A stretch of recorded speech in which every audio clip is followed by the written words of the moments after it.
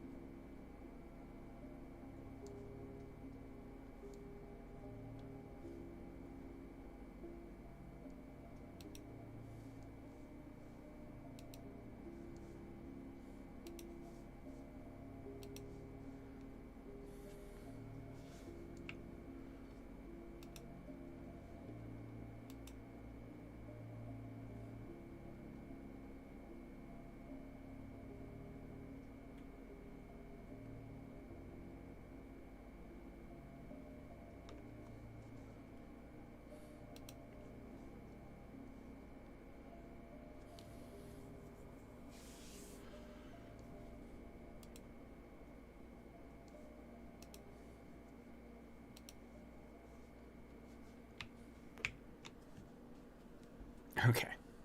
All right. So we're going to take a look at ZMK today.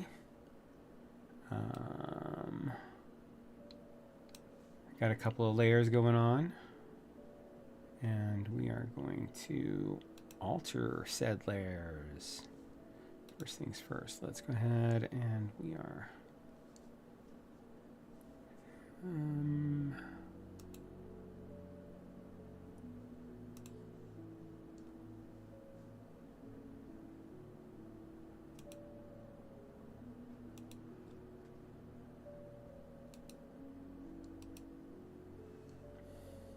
Interesting.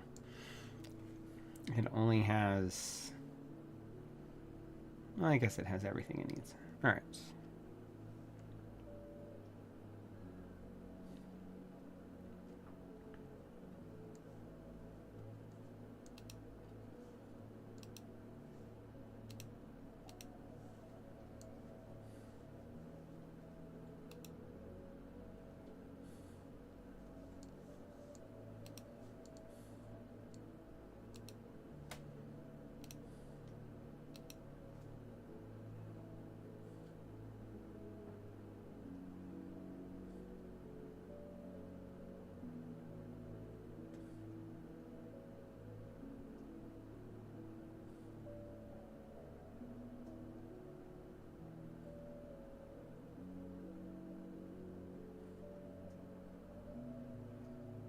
This can't be right. It's got to be up here somewhere.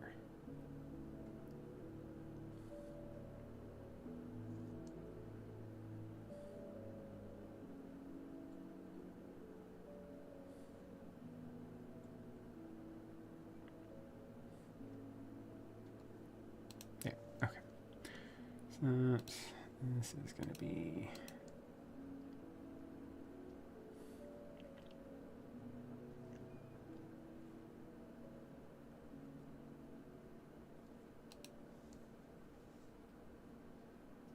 That's non-US.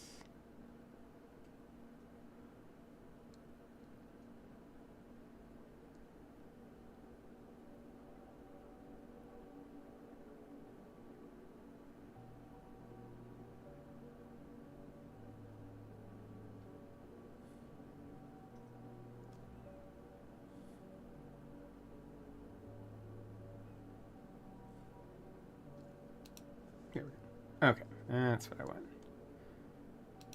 So.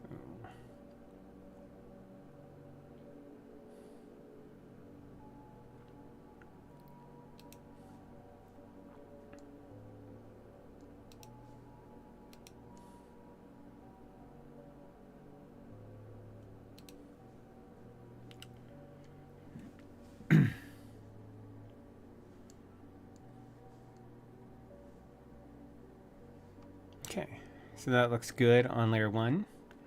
It works mostly like via, Vallejo. So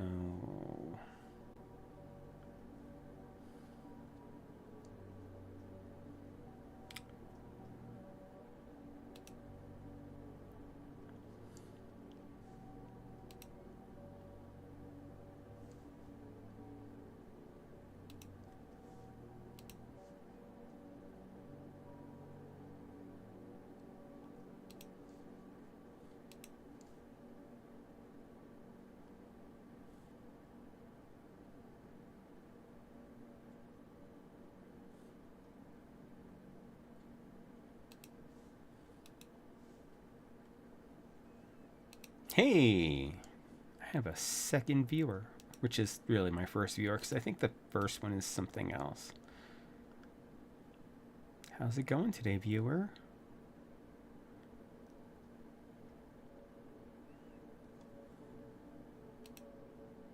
We're taking a look at the ZMK for the Athena 65.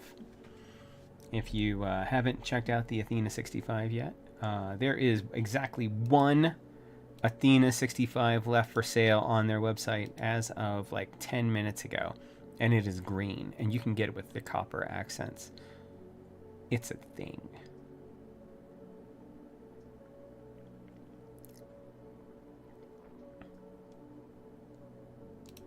If I didn't go with the blue, which is what I would have gone with, I mean, they sent me this to take a look at, so I didn't pay for this yet. I will be probably. This is a prototype unit that they sent me, but the green was the other one I was looking at.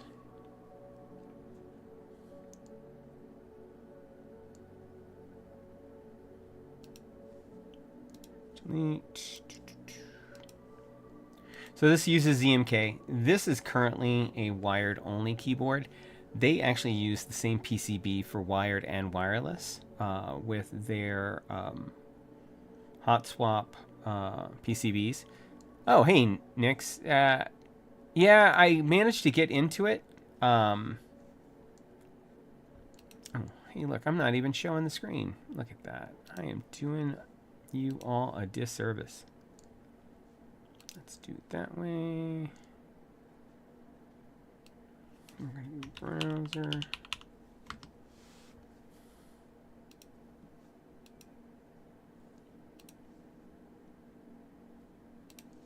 There you go.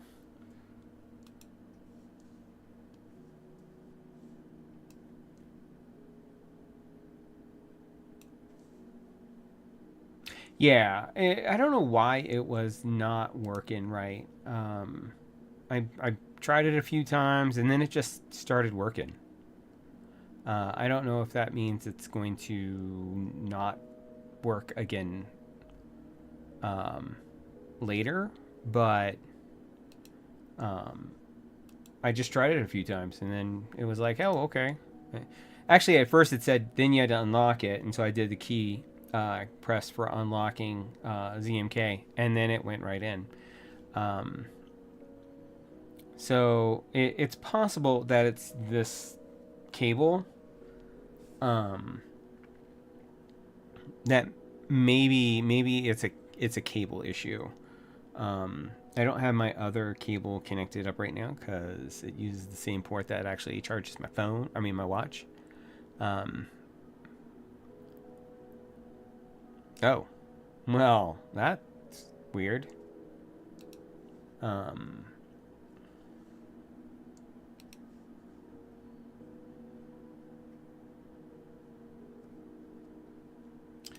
Page Page down.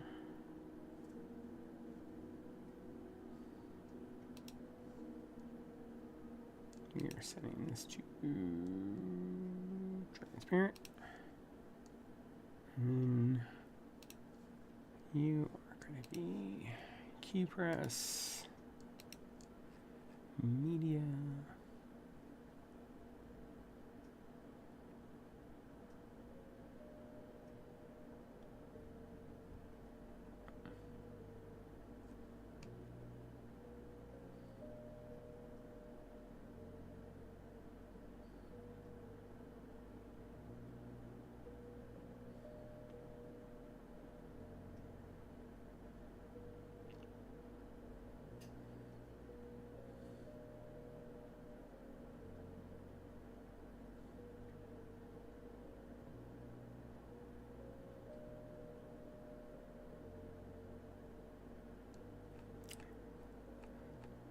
It's keyboard volume.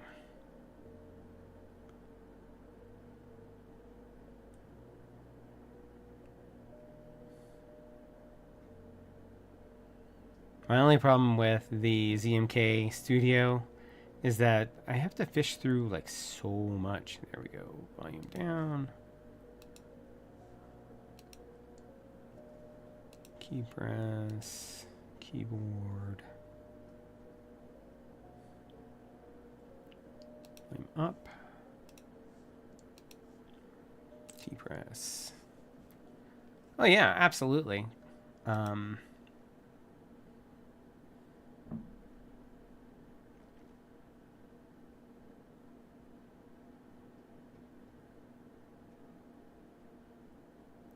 Keyboard mute.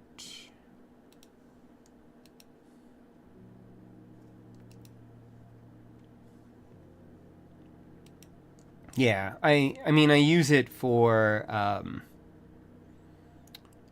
my Photon as well, which uses this. Now the Bakken Echo Go I don't think is even in ZMK Studio yet. I haven't tried it recently, so it might be now, but it wasn't.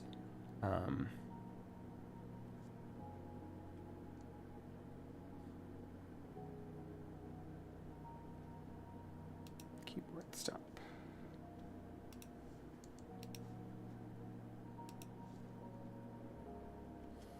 Okay, so if that's the case,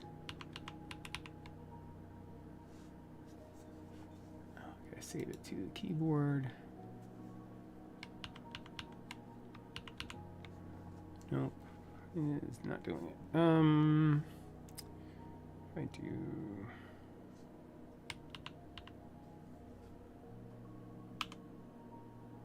Okay, so, oh, well, let's see if it works this time. Yeah, it failed to open the port. All right, I'm going to try a different cable.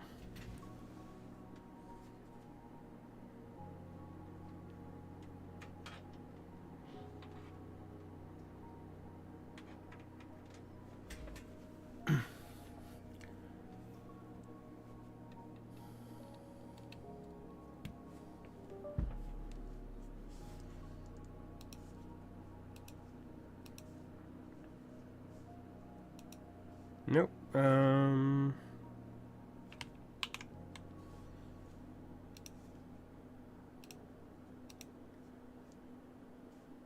Yeah, see, this is what it's doing. Failed to connect to the chosen device.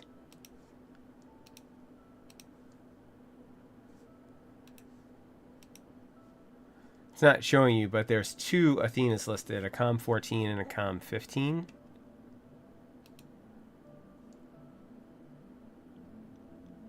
And so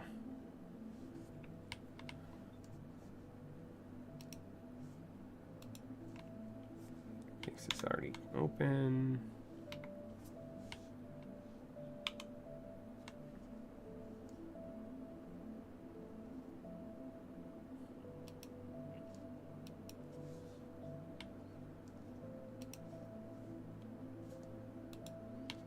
Yeah.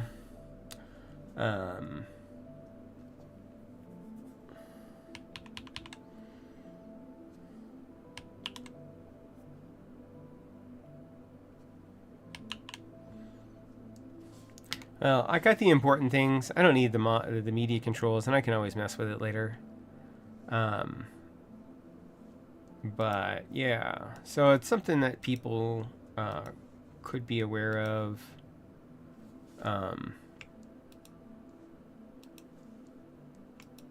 Let's go 5.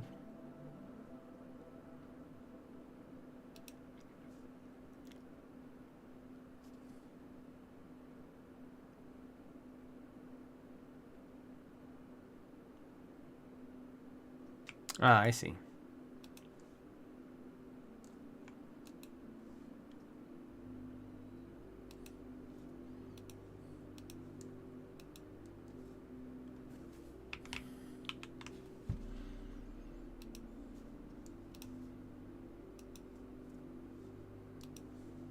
Wonder.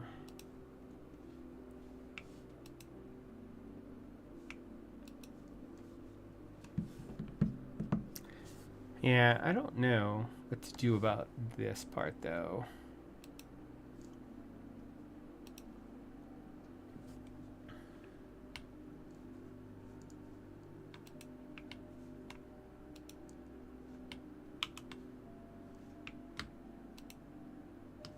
Oh, oops.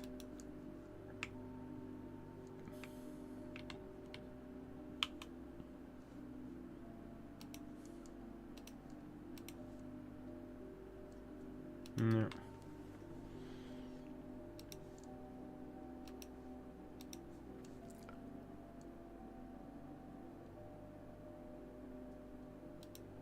I could ask Pete about it. I wonder if he is around.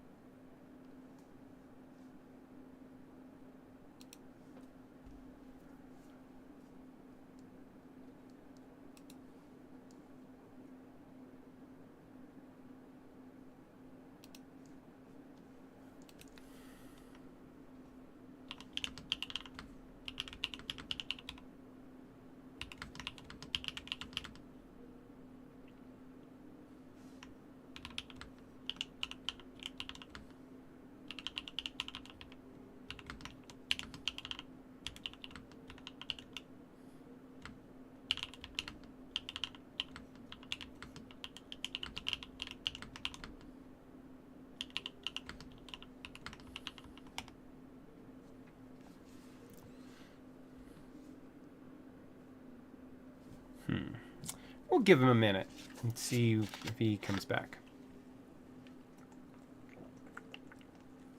Not sponsored by Coke, but if they wanted to give me some of that sweet, sweet Coke Zero money, I would take it. Anyway, so it's not the cable, which is good to know.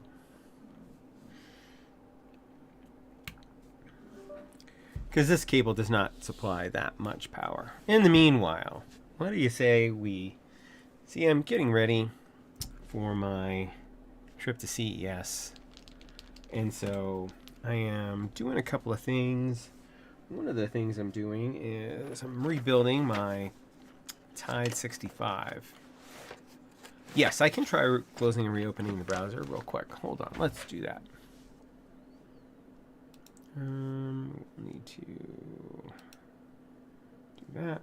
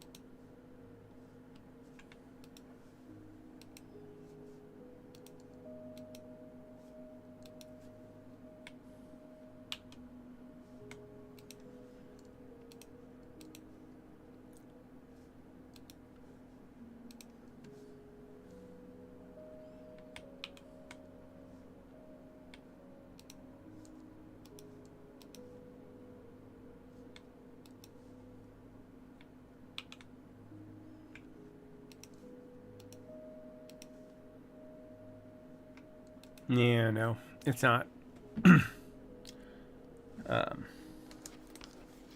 So yeah, we'll come back to this in a little bit. Let me see, maybe that's him. No, okay. But I am going to be rebuilding my Tide 65 with drop DCX permafrost. You're welcome to stick around, I understand, but I might be coming back to the Athena a little bit later. But for now, just gonna build out a little keyboard with some new keycaps. Because I think that this is gonna work out nice. Is there a new firmware? If you're around still. Could be I just need to install a new firmware. That would be.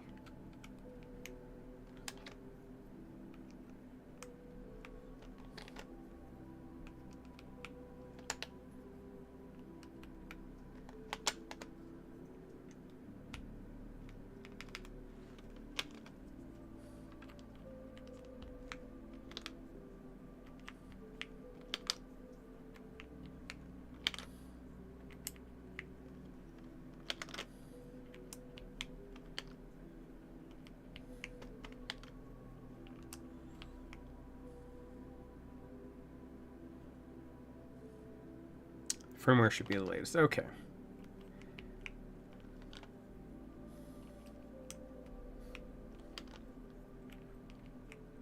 Like I said, if Pete reaches back out to me and is available while we're still on the stream, then I will jump back over to that.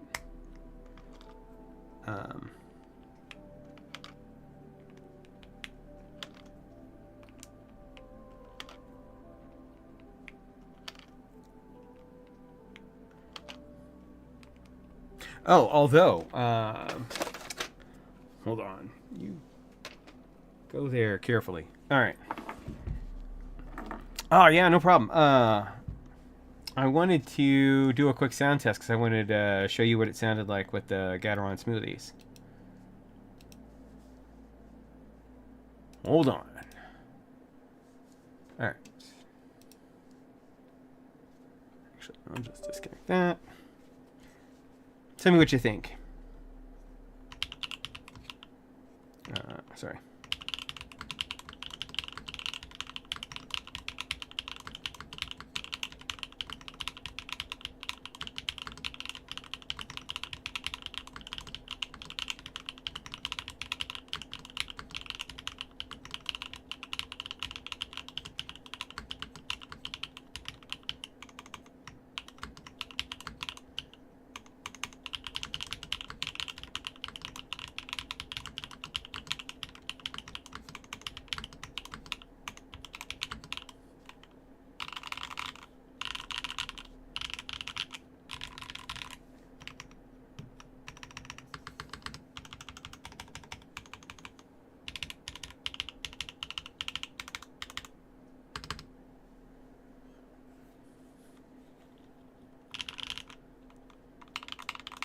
And you can hear this is not under the pogo, and then this is the pogo. So there's definitely a change in sound under the pogo connector, and this is with the firmest gaskets. But anyway, yeah, that's.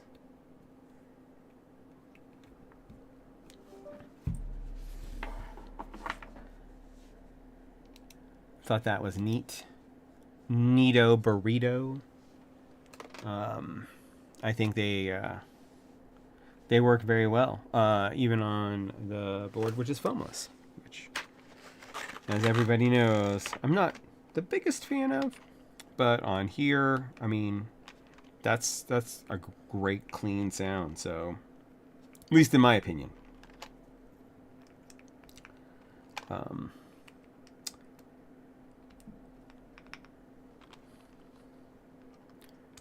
I think the acoustics that you have in the bottom really help that.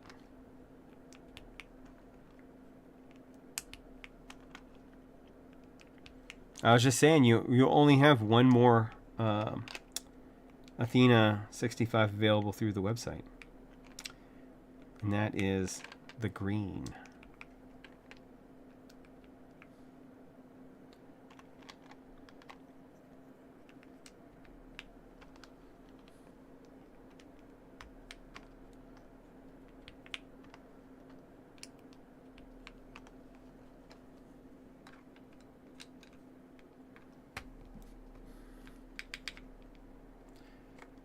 And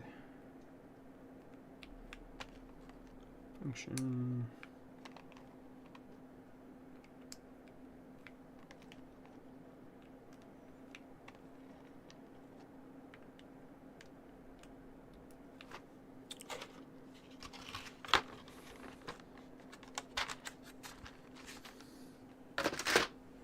No, I think it's a really great project.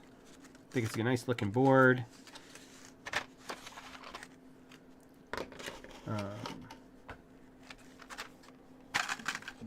And I'm really glad of all the success that you've had with it, and I look forward to seeing what you got next, like the Hermes, which is their upcoming numpad. All right.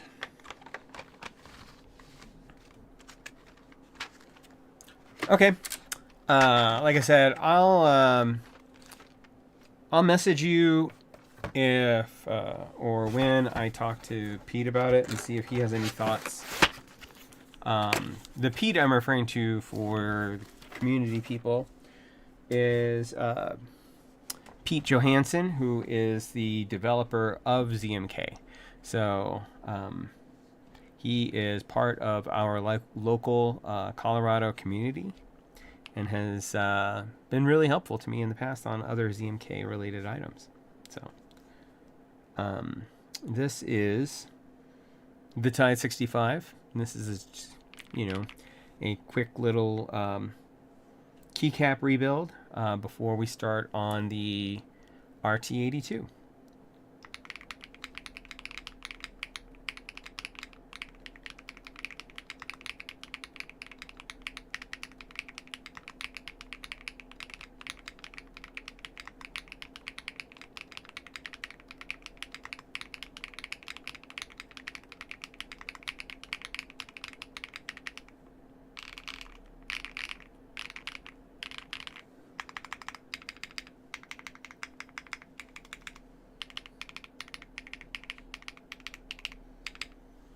So this is with the Epokmaker Creamy Jade. This board does not come with the Epokmaker Creamy Jade. That was an aftermarket add-on. But actually, let's disconnect this for now. Bring that over here, so that while we're working on it, we'll go ahead and just have the owl sitting out because I love the owl. But our other keyboard for today that we're going to be taking a look at is going to be this one.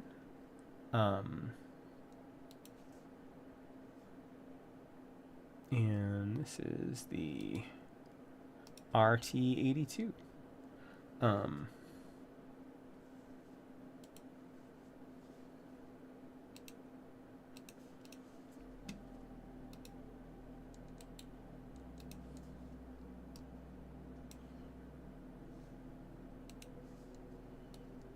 I forgot to open up my chat window for the YouTube stream. So if you are reaching out to me on that, you should reach out to me again because I won't have seen it. I will now. So this is the RT82. This is essentially a non-exploded 75% that has a neat little detachable screen. And I believe it only comes in the beige colorway. which is why we are going to rebuild this with retro. We're going to build this into a retro Windows 98 machine. So let's take a look and see what accessories are coming in here. This is the screen. So here's our little display. We will be using a braided white A to C cable, combination keycap switch puller. These are Mac style keycaps and a couple of switches. These are the sea salt lemon, and I think that's it. So this is going to be a silent keyboard to start. I do have jade blossoms that I was looking at putting in here. So we have a card. This is for the manual, the JSON, their Discord, which I recommend everybody join, as well as Via. And then there is a manual. And we'll go ahead and put this in here. Put that in there. Move the box out of the way.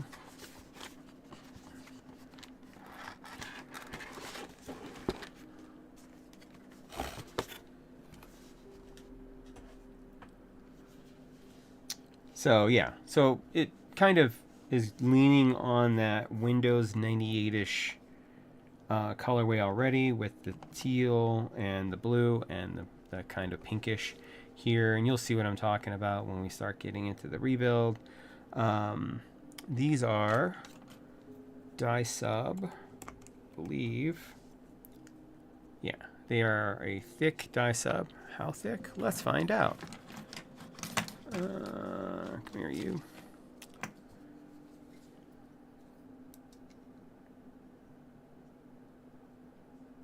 Oh, not negative.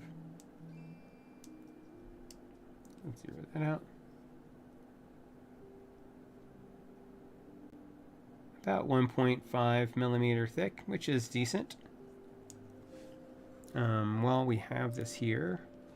Let's take a look at our front height.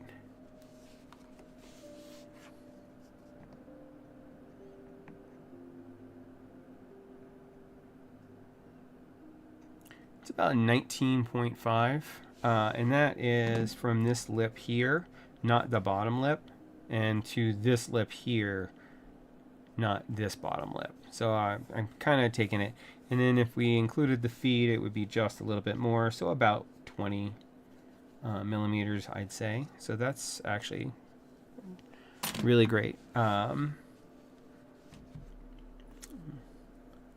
can see the sea salt linears here.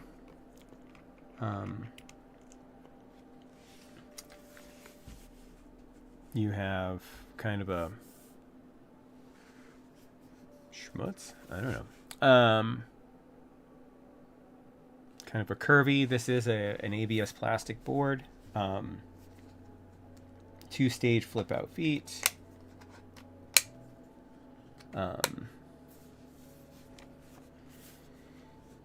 And again, you have these pogo connectors, which connect to the pogo connectors on the screen.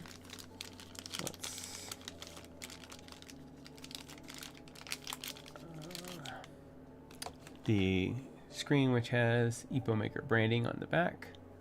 So we should just be able to drop this onto here, and it magnetically pulls down. It is locked in there, so not coming off. On the back, you have a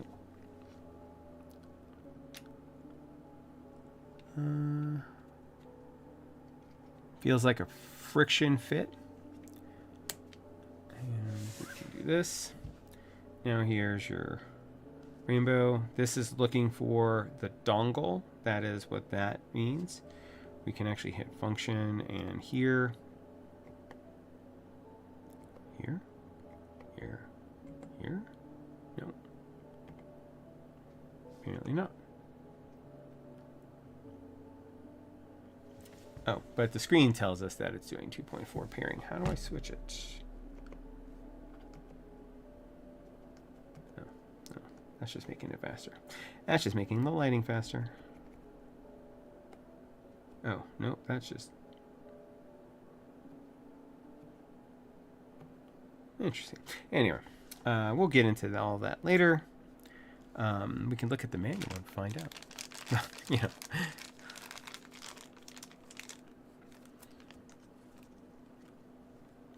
But for now, let's do an initial typing test. There's not really going to be much to hear. Or at least there shouldn't be, because this is, after all, silent. So here we go.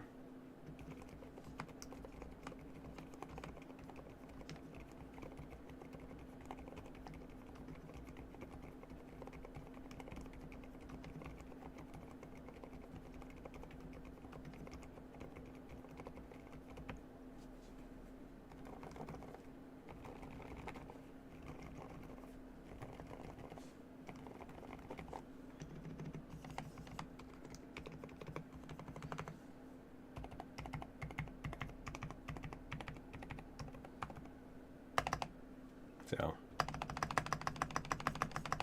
I can make the spacebar make noise. That's mostly from the stabs, though.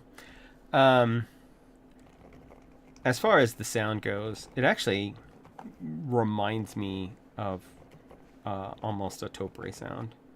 As far as these sea salt lemons go, I don't find the bottom out to be terribly like mushy.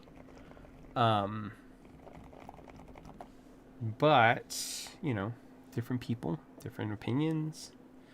Move that back to the middle. To typing mode, which is what it says. Hey, Mango, you made it. I thought you were going to sleep because you had work in the morning. Okay, cool. Well, I appreciate the stop by. This is a silent keyboard with a little screen on it by Epokmaker. This is the RT82. You can see the little screen.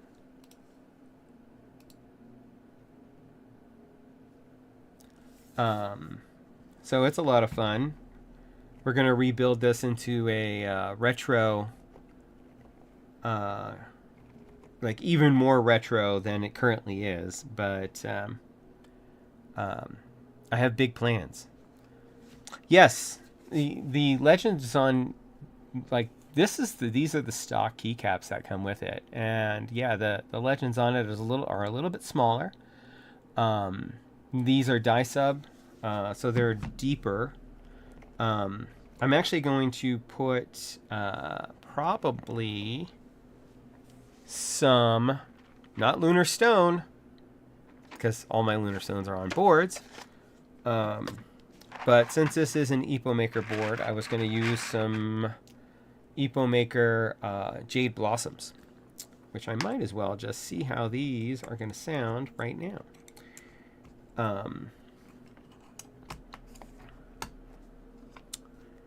And where'd you go? Oh, there you are.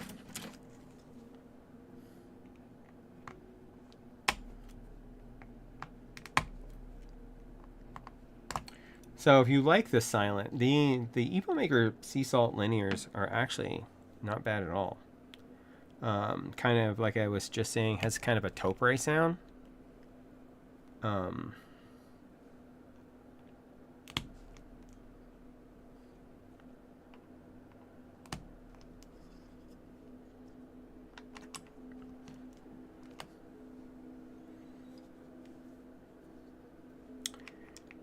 Let's see.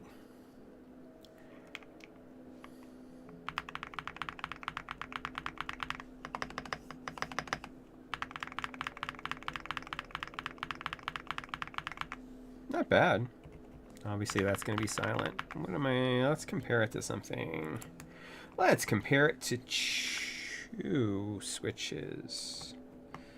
Some HMX Chew.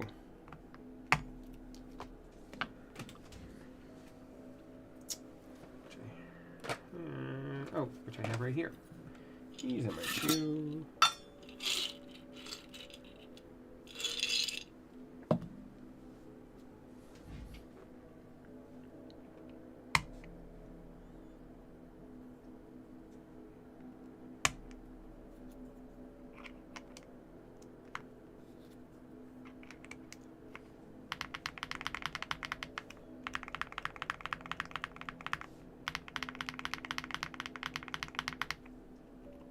And of course, silent.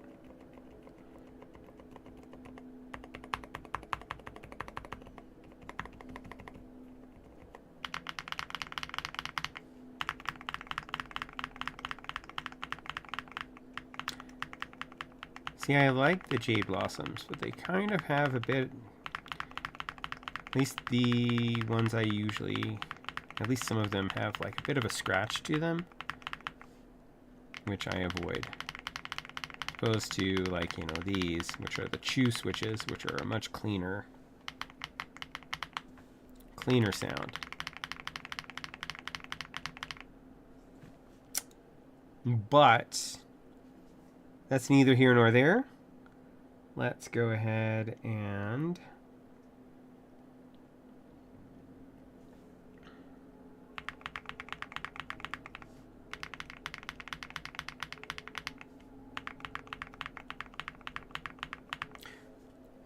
I don't know. I kind of like the chew more, but oh man, it's such a hard sell.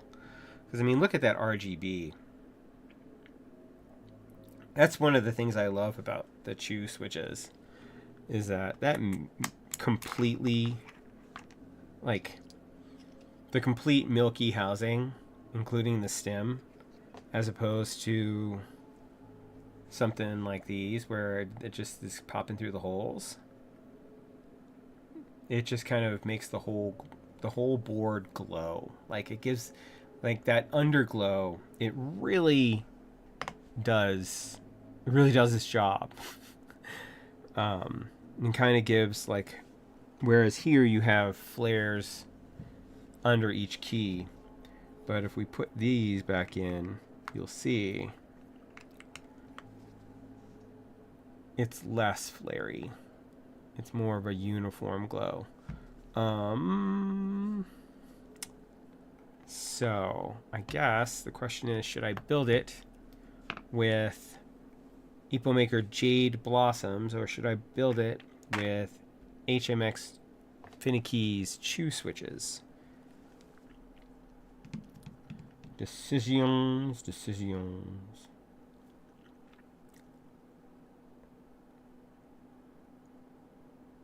We'll build it with the Jade Blossoms, since that was my original thought, and I want to make it a complete kind of an Epokmaker showcase board. Well, except for, well, no. Build it with what's best. Always build it with what's best. Not that these are bad, but these are better. So, that being said, let's take off the screen, which just pogoes on. If you didn't see it before, let's go ahead and turn it off. Let's take a look here. Because one of the things, or rather, at this point, two of the things that I want to investigate is, one, how easy is it to get into?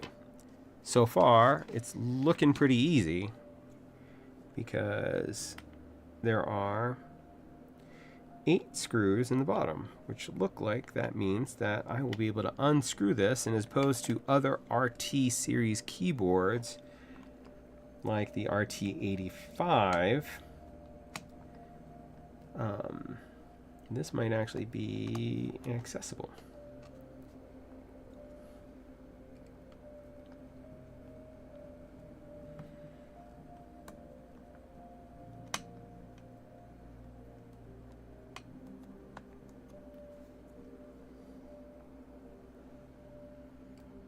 I mean, they're Phillips heads, so they'll only be accessible for so long, I imagine. But you'll at least get one, and then we'll be able to see the inside. Take that out, although I don't think it's going to be a thing.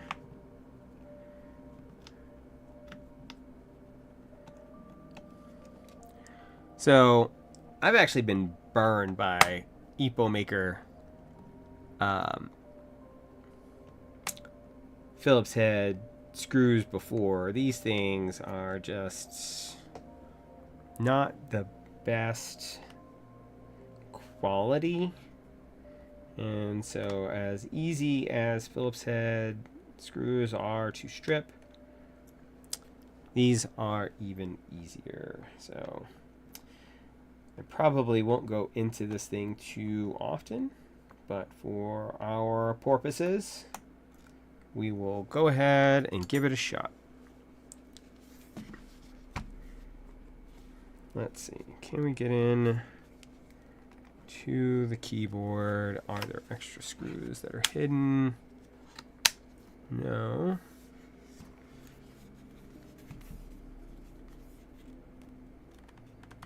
Why aren't you opening?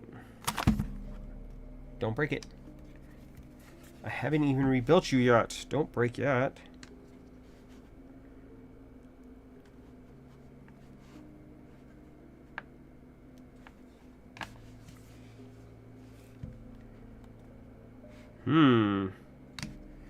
So it screws in. Excuse me. Pardon me. Spudge. Let's spudge a little.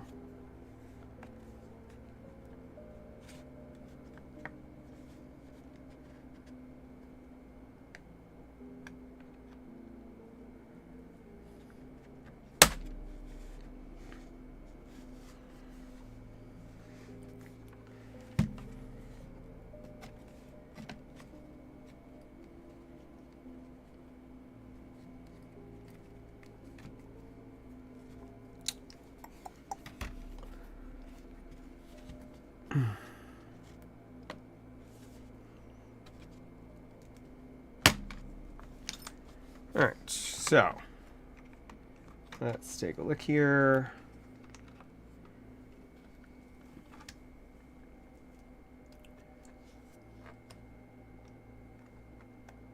Looks like there were two internal clips. You have your battery. Let's go ahead and disconnect some items.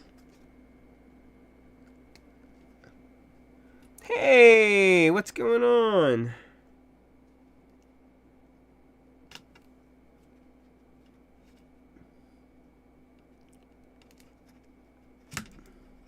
There we go. Okay. Okay. You can be flat. So, we can now see the daughter board here, non-standard, with a JST connector. There is a JST connector that connects us to this 4,000 milliamp hour battery. There is another JST connector that connects us to our screen board.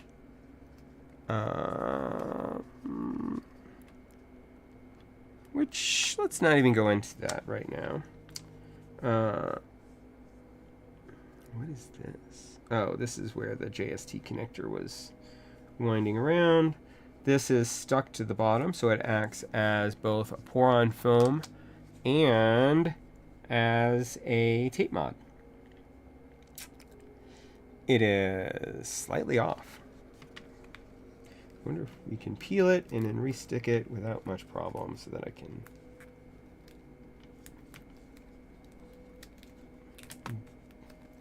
help my undiagnosed OCD. Undiagnosed because I grew up in the 80s. Hey, I just tore it.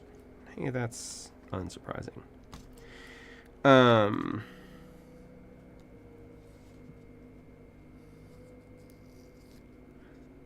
I tore it some more. So I guess my undiagnosed ACD is going to have to continue because tearing it like it did is less good than having it centered on here. So that is the problem with having it sticking to the bottom of the case. So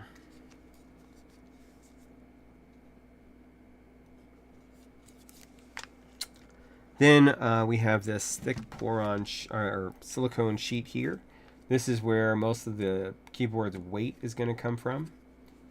And this is very common with them. I think Nixkeys actually took off because it's like dinner time where he is, I think. So let's go ahead. We're going to put this back together. And we'll do a rebuild. Very excited by this rebuild, by the way.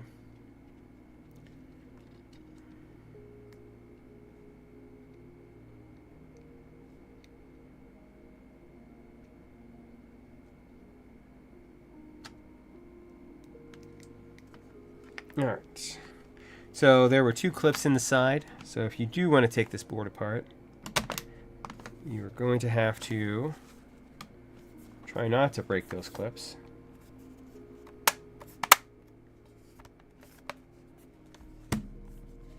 And then, of course, there are the 8 screws, which they are Phillips head. If they're the quality that I've dealt with before. Oh, by the way, also on top of being Phillips head, just like their other boards, they are not screwing into metal. So you have to be very careful not to over screw them, because otherwise you'll just strip out the screw hole. And then where will you be? I'll tell you. Unable to screw in a screw.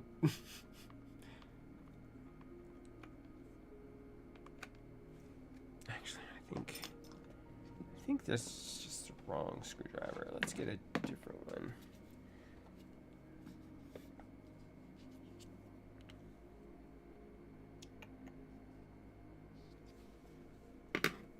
How about you?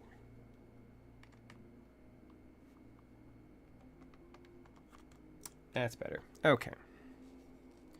If you're going to screw them, I would use a wider tip, because you really want something that grabs the top of the screw, because that's how to even more easily strip out your Phillips head, is with poorly fitting bits.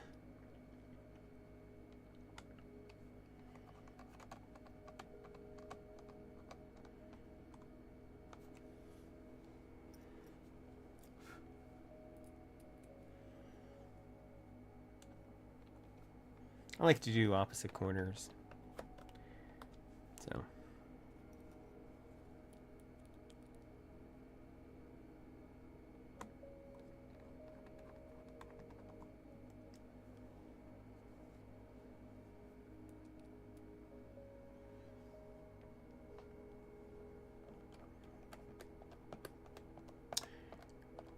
So, here's the thing that I was talking about earlier that I am debating. So I was thinking about doing this as a complete showcase board for Epokmaker, except for the fact that I'm going to be using the 80s retro Windows 98 keycaps, so it's not really a showcase. So should I just use HMX Choose, which will showcase this better? Or should I use, let's make sure that works. Yes, okay. Everything's connected back. Or should I use HMX Chew? Now, currently it's silent.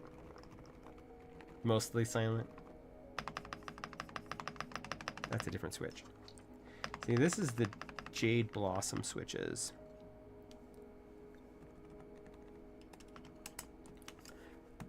But I think I'm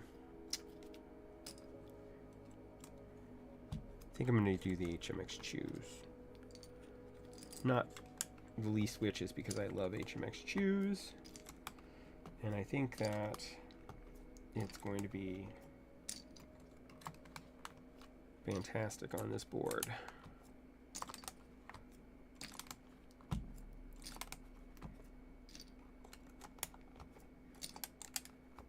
And then we'll take a look at the software, we'll take a look at the screen.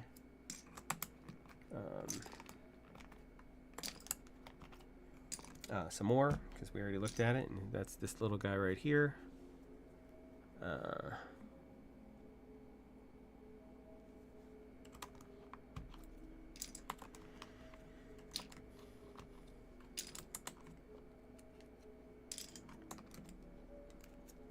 No option for step caps.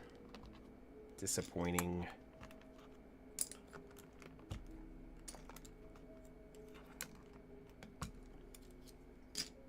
Also no option for ISO, but I think that they're starting to produce alternate ISOs.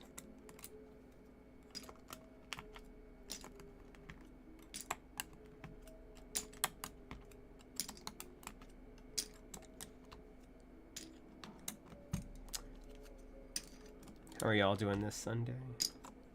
Having a good one?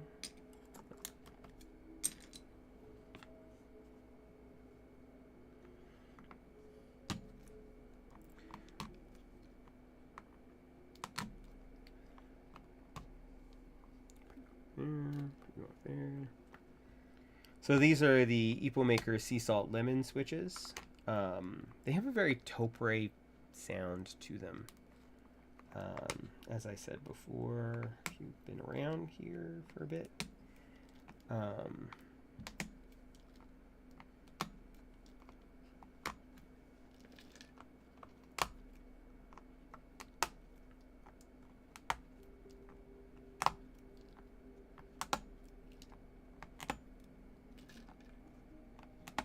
so this is gasket mounted on the plate. So I'm going to do this basically in layers.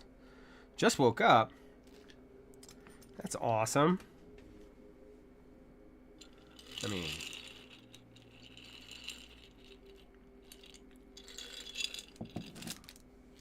it's always fun when you have a nice little or when you get good sleep. Hopefully you got good sleep. Hopefully you didn't just wake up from like a bad dream or something.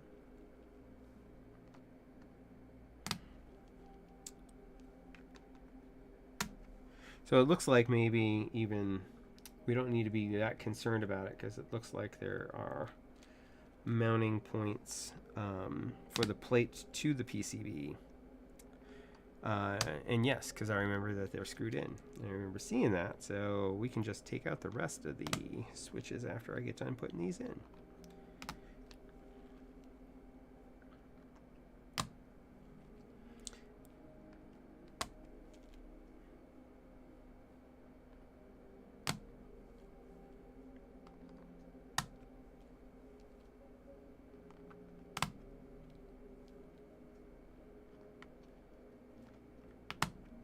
And for anybody who has missed it, my big news, of course, is that starting next week, I will be at CES all week. So we're driving out there on Monday. Tuesday, the conference starts. We'll be there for all 4 days. And that is thanks to Epokmaker, who provided me and my photographer a ticket, which is awesome, because otherwise I would never even be able to register for it, because they you're required to have a certain amount of views and stuff, and I am currently nowhere near that number of views. So that will be cool. I'm gonna try to live stream at least part of it. We had gotten a new camera, but unless I set up a laptop for the camera to connect to for the live stream, I would have to I have to stream from my phone. So that's probably what we're going to do. So we'll be recording on the camera directly and then transferring that later. But then we'll also be live streaming from my phone. That is my plan. I don't know how good a plan it is, and we'll see how it works out. But last time I tried to live stream from a phone was years ago, and it burned up the phone. Like, the phone died. I'm like, oh, that sucks. This time, that could happen, and if it does, I have a replacement plan on the phone. So I'll just get them to replace it.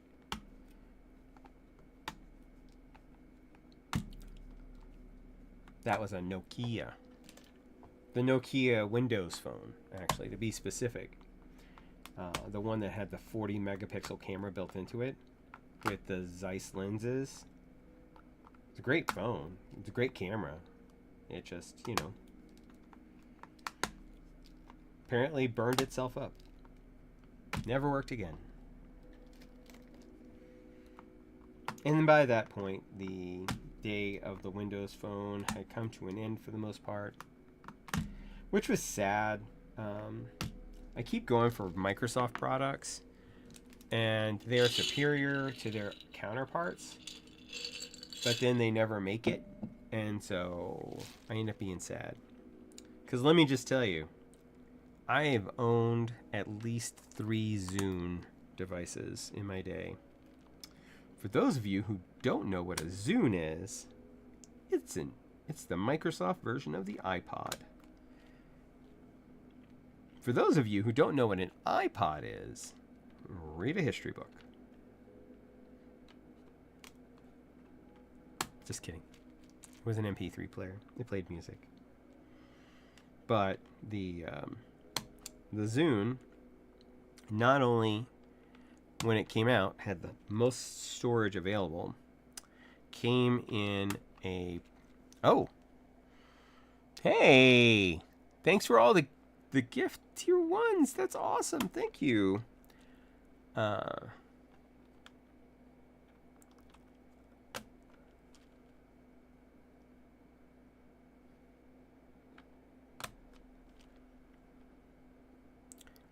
I am looking forward to all of the streams coming in 2026 as well.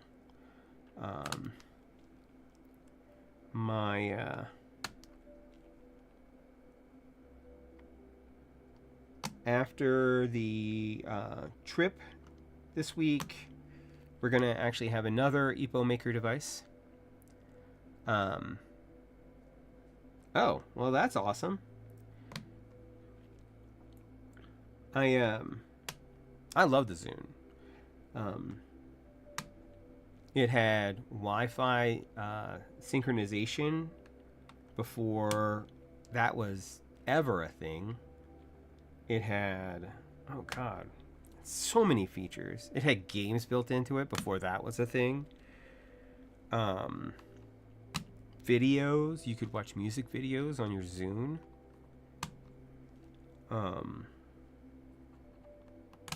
The touch interface was superior to the iPod at the time. I wish they hadn't made it poop brown like one of them, like, because that was the one they were kind of harping. They were kind of going for earth tones, so like they had like an orange and a red and a brown, but I mean, it really was kind of poop brown. I don't know why that was I don't know who in marketing was like, let's just make this the color of crap.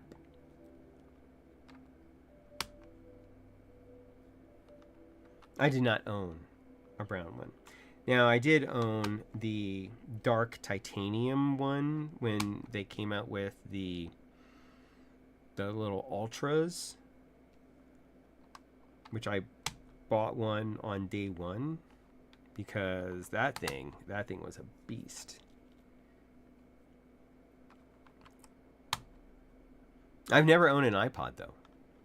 I went from a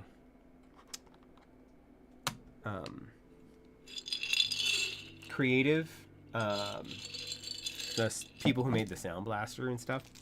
I went from a creative MP3 player to a Diamond MP3 player.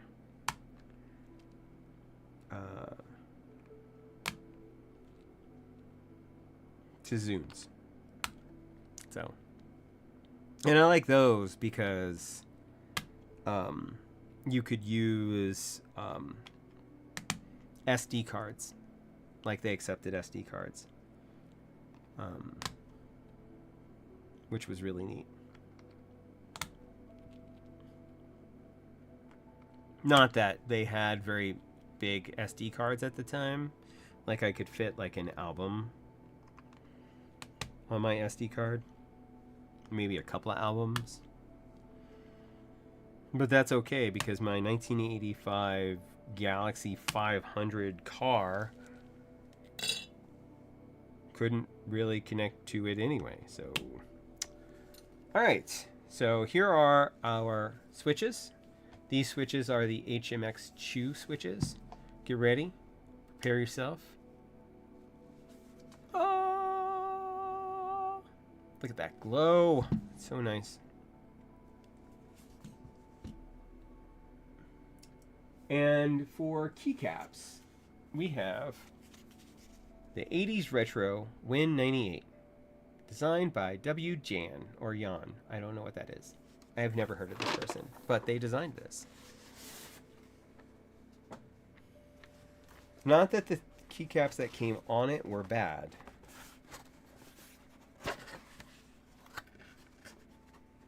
I am just kind of going for a whole... It's a retro day. I mean, you know, since we're talking...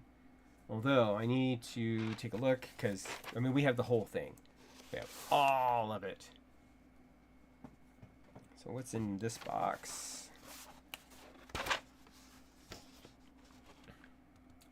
We are not using that, but, you know, we could.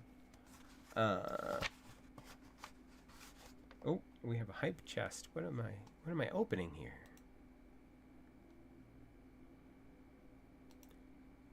I don't know what that means. Choo choo.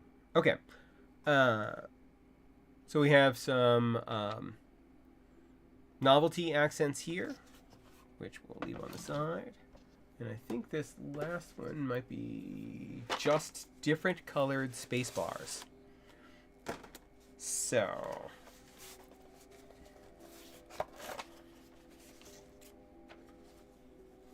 yeah. So we have different space bars, different enter keys.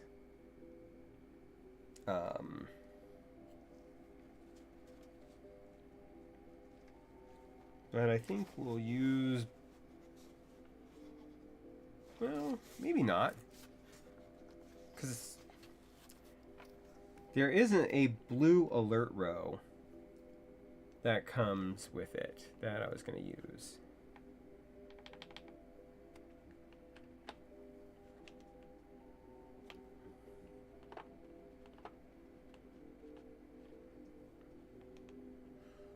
So maybe we should use the green spacebar and enter. And then pick some other novelties.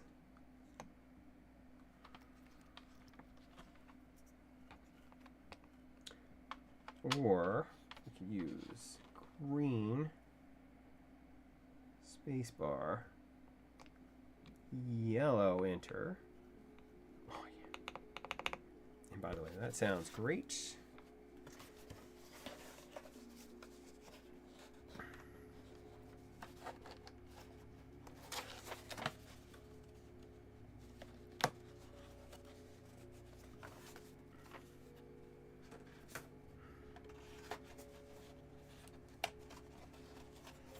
We're just going to make this all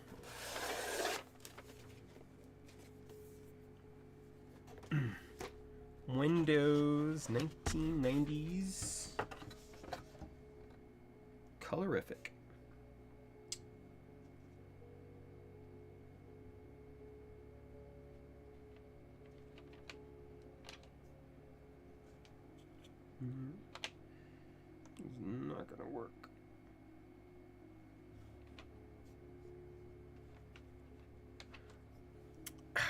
That's what we're gonna do. So we'll take this back off.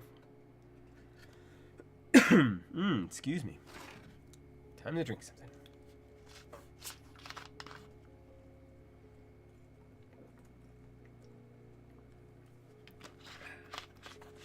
Not sponsored by Coke Zero, but I would take their money.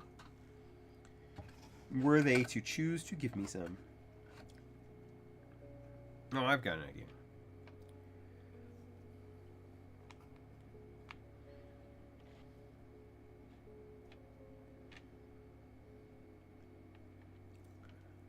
And then cut,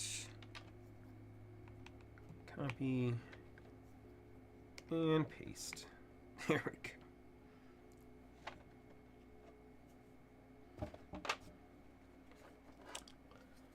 And of course, we're going to do this.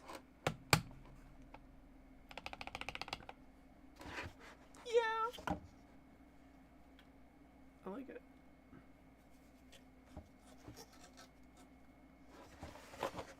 We might be back to this in a little while.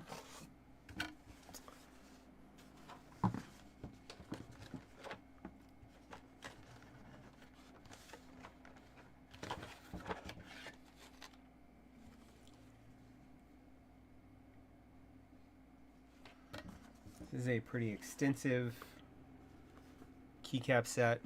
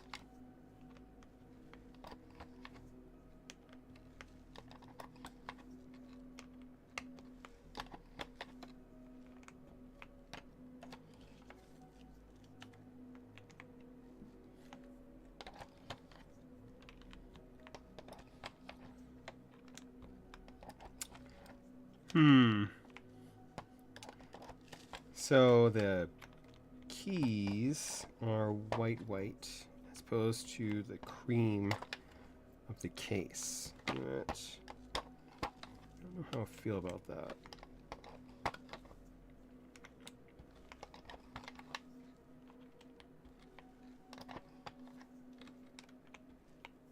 Okay, so that is this layer. Set you to the side. Let's see what our next layer gives me. Not a lot, really. I'll show you the next layer, which is most of our blue stuff. Carefully set you on the patina.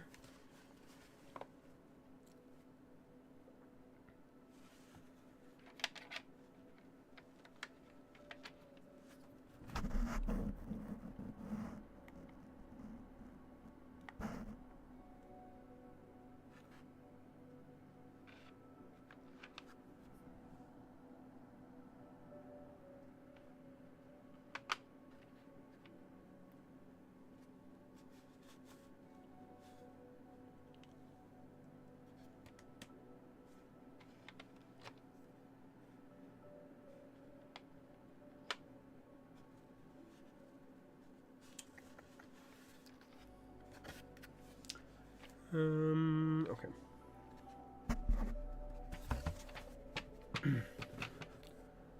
All right. You come here.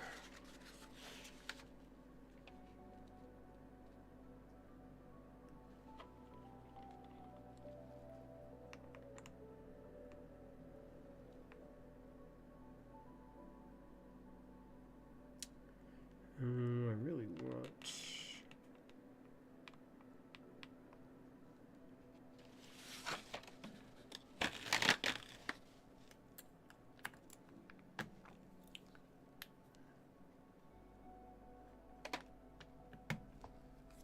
By the way, I don't hardly ever use this set, so the fitment on these guys is like crazy.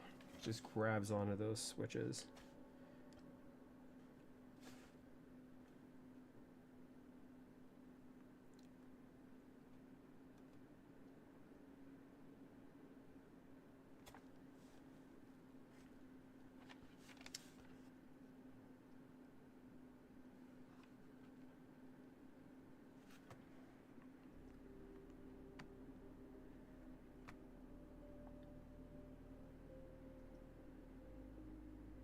No, I think that's just going to confuse people.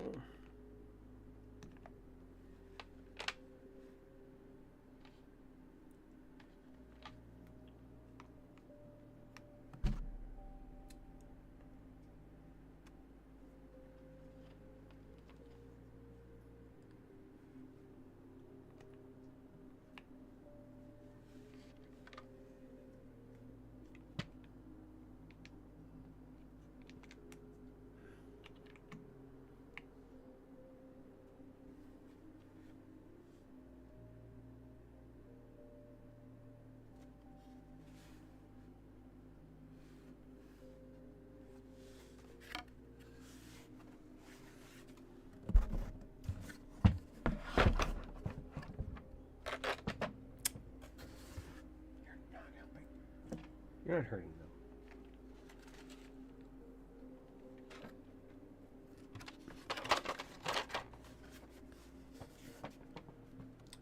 Let's go back to the meaning, back to the meaning of life.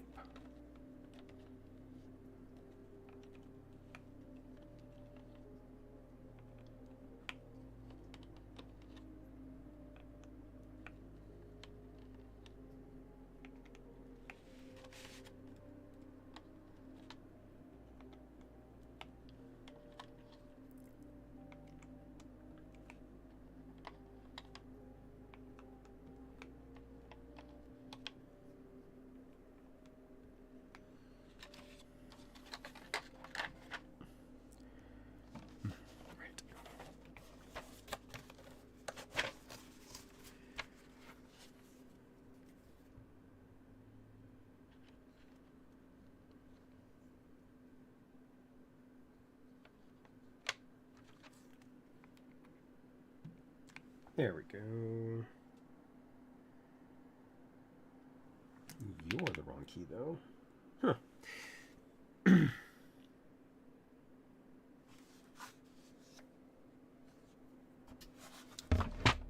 You don't get to be a hard. You get to be an undo.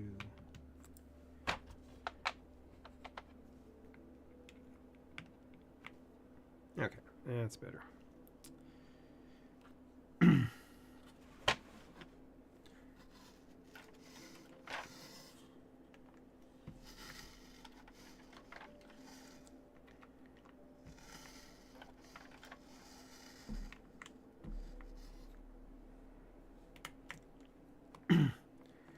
Nope. Definitely cannot have a Windows keyboard with a super button on it. That's just wrong.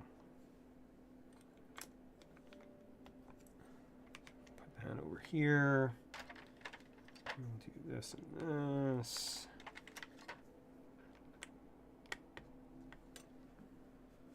And I need to shift.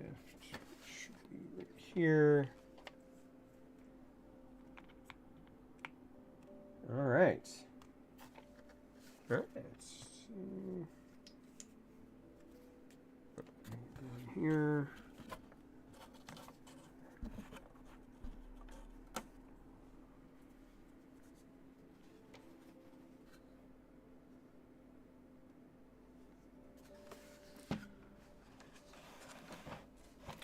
fall.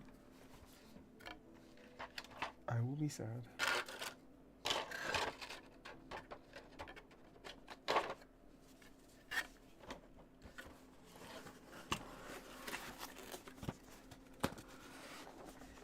Okay.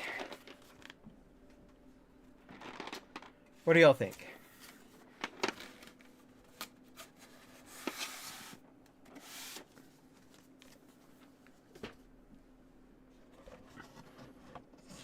Can't use that. Don't have the keys.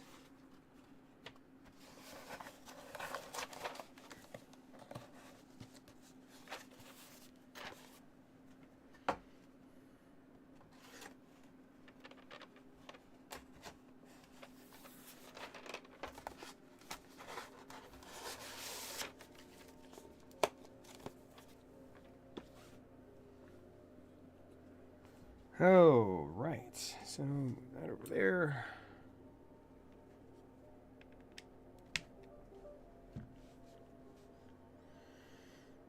Look at that. You can see how there's not really, like, there's not really hot spots per se. It kind of spreads it out a little bit more evenly. Now, over in the larger keys, like spacebar and stuff, there is, because there's only one light and it's here. Same goes with these keys over here. But overall, like, you know, if you look at like the starting up button at the top, that has hotspots. I don't know. I don't know. Let's put our little screen on. Oh, right. So, screen did not do anything. Actually, it turned on. I can see it having a black glow, like it lights up, but it doesn't actually do that, which is telling me that it's in typing mode right now. Anyway, so since it's in typing mode, how about we do a typing test?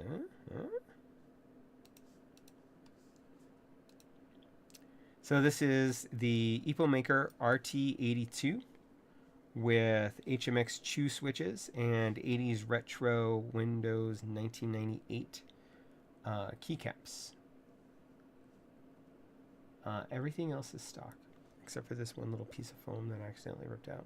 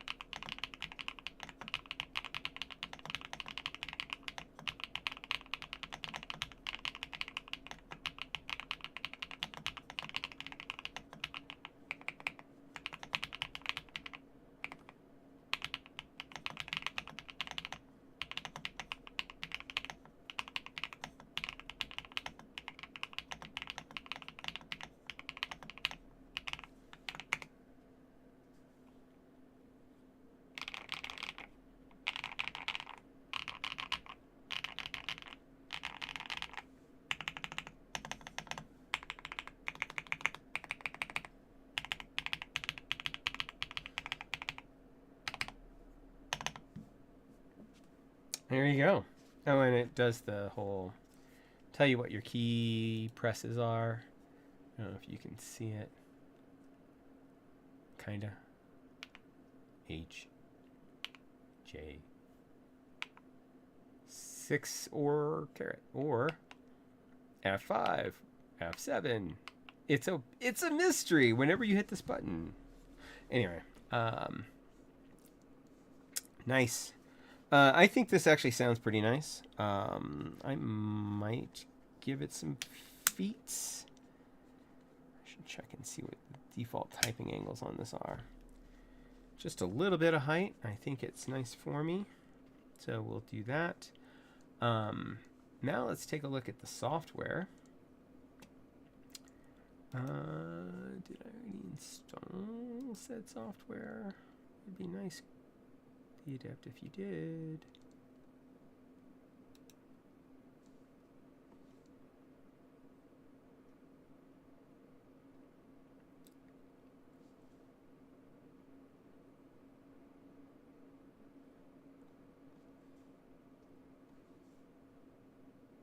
Yeah, it's really great that he did that. I appreciate all of you being here, and yeah,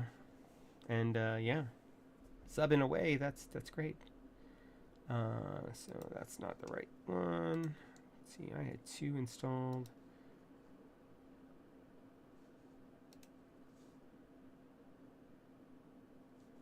Nope, that one's for the Galaxy 70.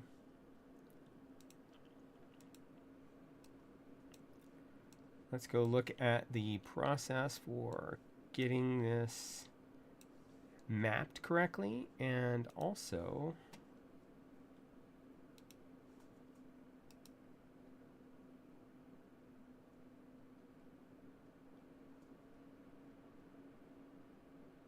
well, neither of you are the one I want.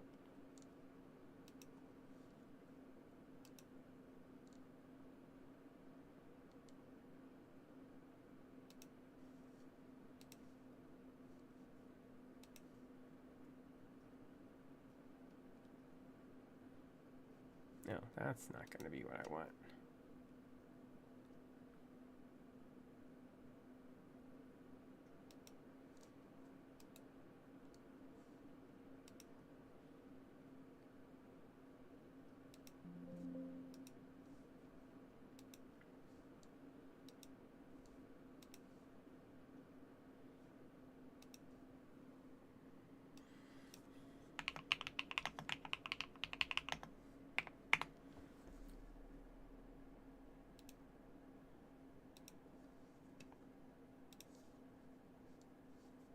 Okay.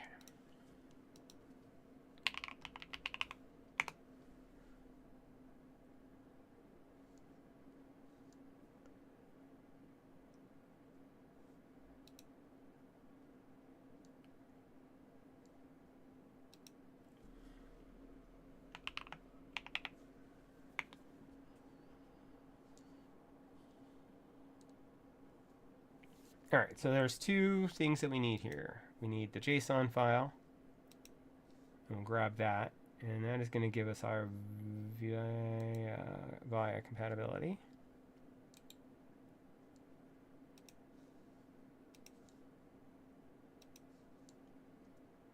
And then we need the image tool,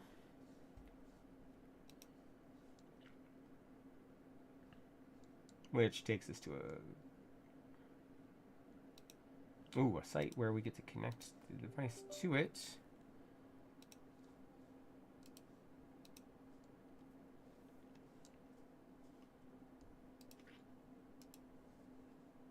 Interesting. Nope, can't do that.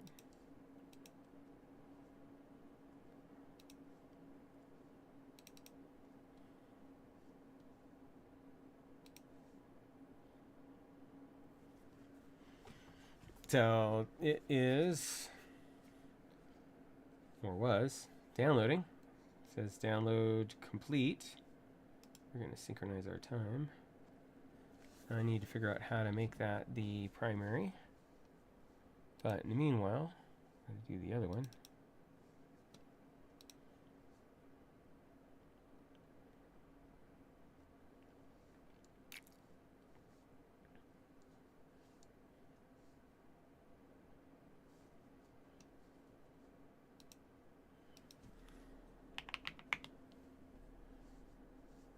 Nope, I don't want Vile. I want Via.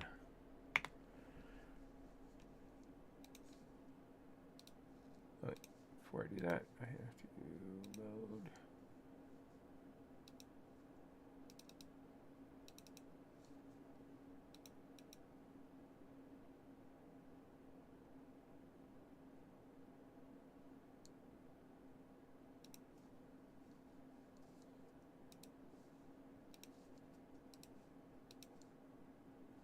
All right. So let's see. What is our...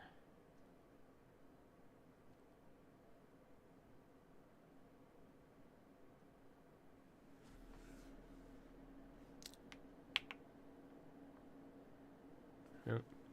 That opens up the home.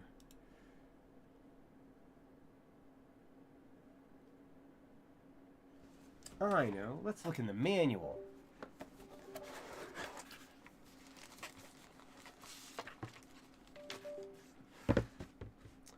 are you making that noise?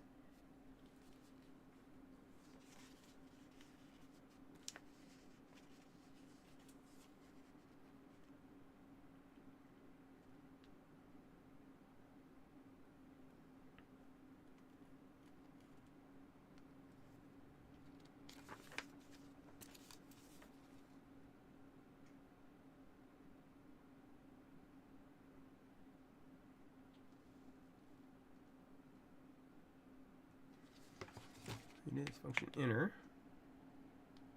Oh, there it is.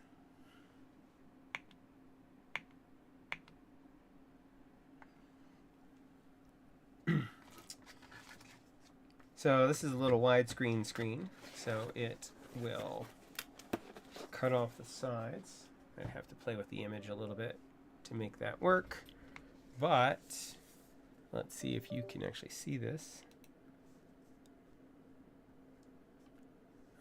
If I hide this, but we have our Windows 98 load screen. Haha. Well, you can't really see it. What's up, Sarah?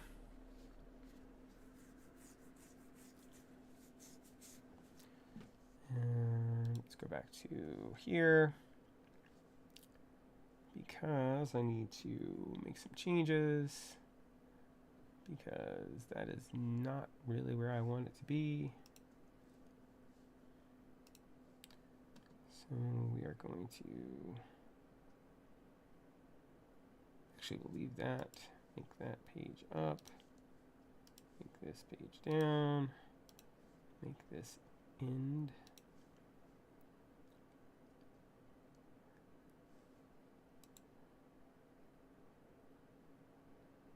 This is all highly irregular.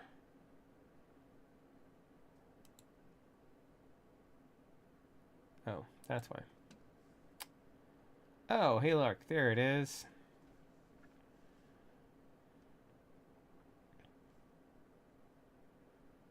GIF change. Goes to the time and date, type and mode, Windows 98. These are R.W.B modes.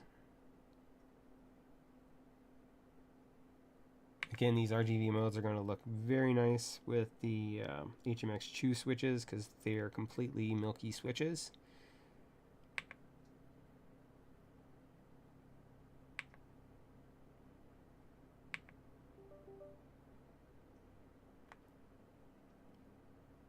Not sure why it's disconnecting and reconnecting.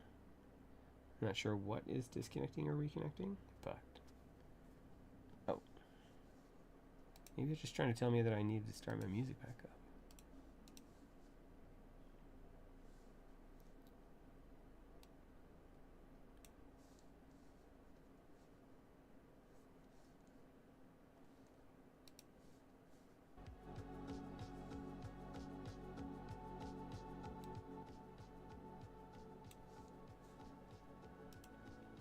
Probably. All right. So our layer 0,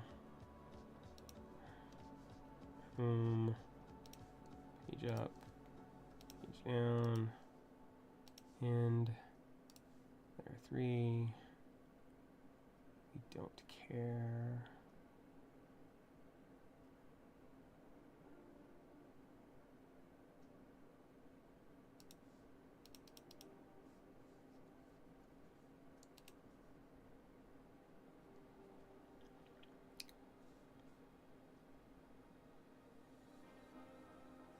I need to find out what L shut is. No, wait.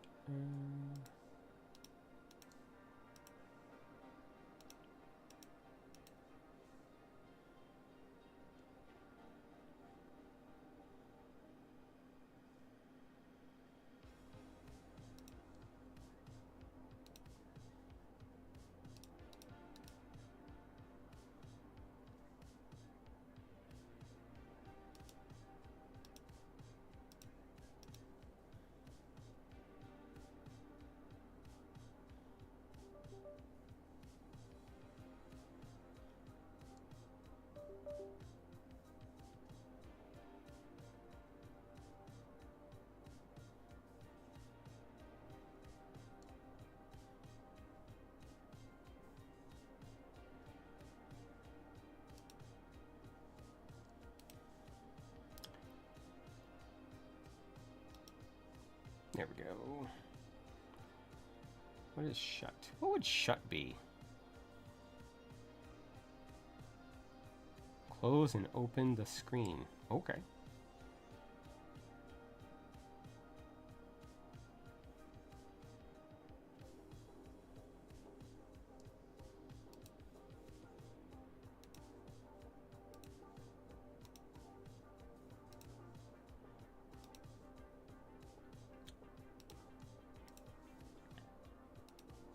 All right, there we go. That's better. All right. Now I should be able to... Yep.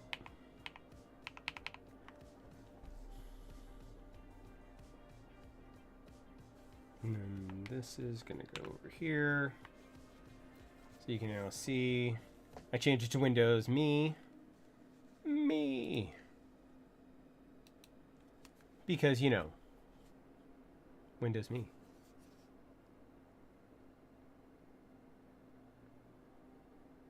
I don't know why it's doing that. It's just washing it out.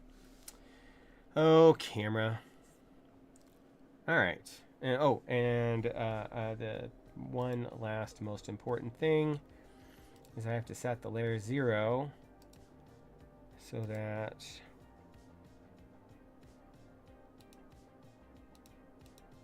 only F5 works.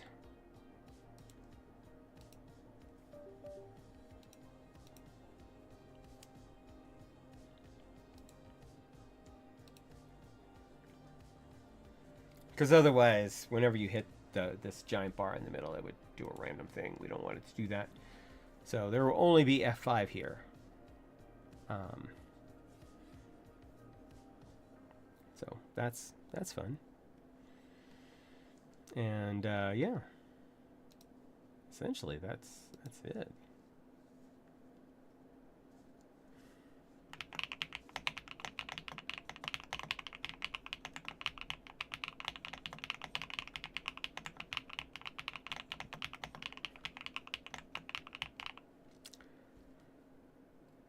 Cool. All right. And again, for anybody who did not see it earlier, 2-stage feet, ABS plastic case, friction fit dongle holder. There are 8 screws and 4 clips, both 2 on each side, keeping the top to the bottom. There's a 4,000 milliamp hour battery. Here's your side profile. It is about 19.5 inches from this part to this part here. Screen is pogo connected, so it connects on like that. You can ignore evolutionary croissant 73. The screen has a little Epokmaker on the back. There is no other logo on the front. There is one on the dongle, and there is this sticker on the bottom. There is a silicone in the bottom of the case, as well as a adhesive pour-on sheet on the bottom of the PCB. And then there is a polycarbonate plate. Oh, actually, let's go look at the stats for this particular keyboard.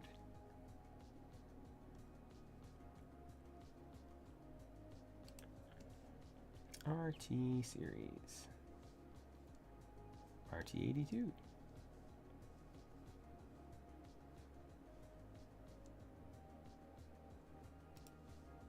Bring that back in.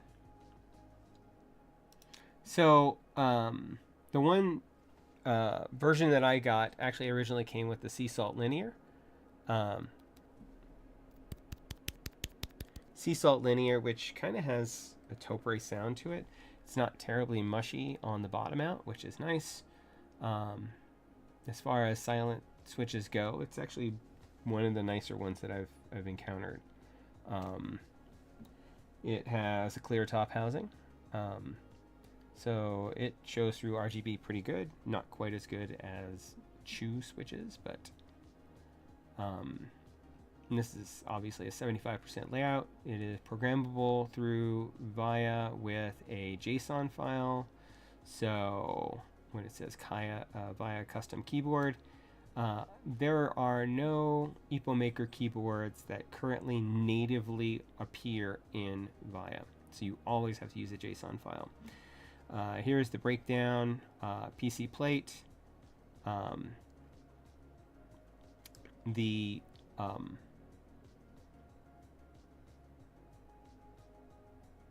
The internal foam is apparently a sandwich latex.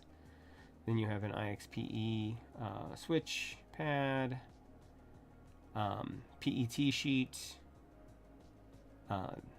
Then the pour-on foam that I said as I said is attached to the bottom of the PCB, and then basically the back half, this half, or you can't see right now, but basically the back half is got a wedge of silicone. 4,000 milliamp hour battery.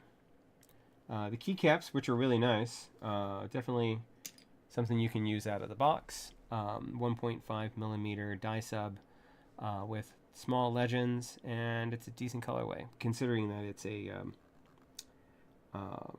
there is only one color available, and that is this retro white.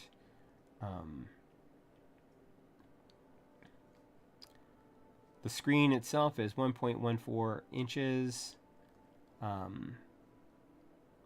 The typing degrees are 5, 7, 5, and 11. If you kick out the full...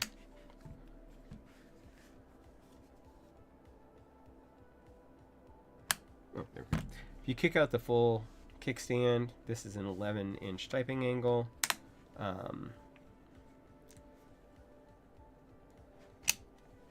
This is the 7, and I think the 7 is probably pretty nice. As I said before, the case material is ABS plastic. The PCB has no flex cuts in it. It is 1.6 millimeters. There are plate-mounted stabilizers that are...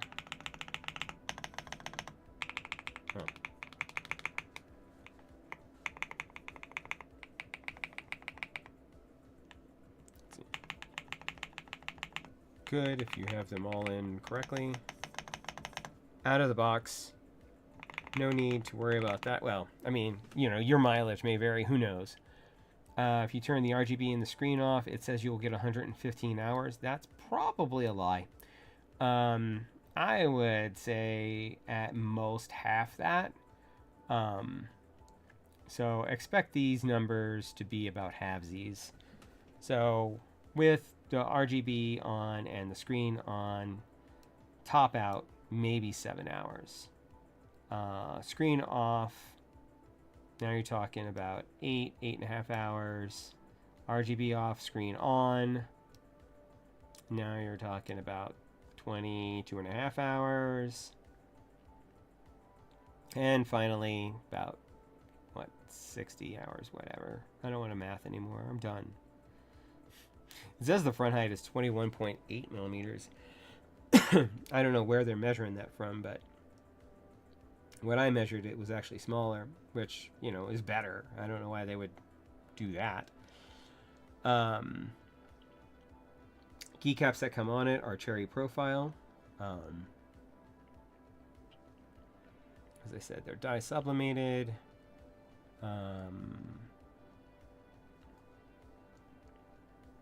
Customizable R.W.B. Yeah. Keyboard weight is about 1 kilogram.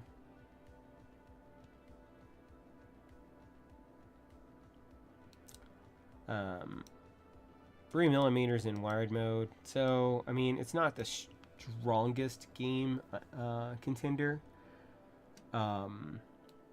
The 5 milliseconds and 2.4 gigahertz mode is all right, not anything to write home about.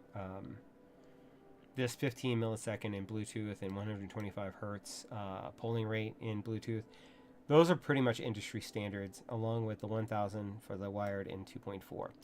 So pretty much most of your budget keyboards are going to have that level. The 1000 hertz for wired in 2.4, 125 hertz for Bluetooth. It is what it is.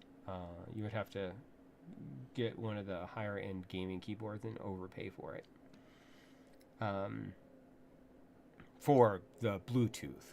Now, for other keyboards, you can get a bunch of keyboards right now that have the 2, 4, or even 8,000 hertz polling rate in wired mode, specifically if you get wired keyboards. So, for instance, if we are talking like the Epokmaker Magcore has 8,000 hertz polling rate, and that is an induction keyboard, which is even cooler than Hall effect. Anyway, I mean it is, but and it's better than the Ducky, so check that out. And by check that out, I mean I did a video on it already.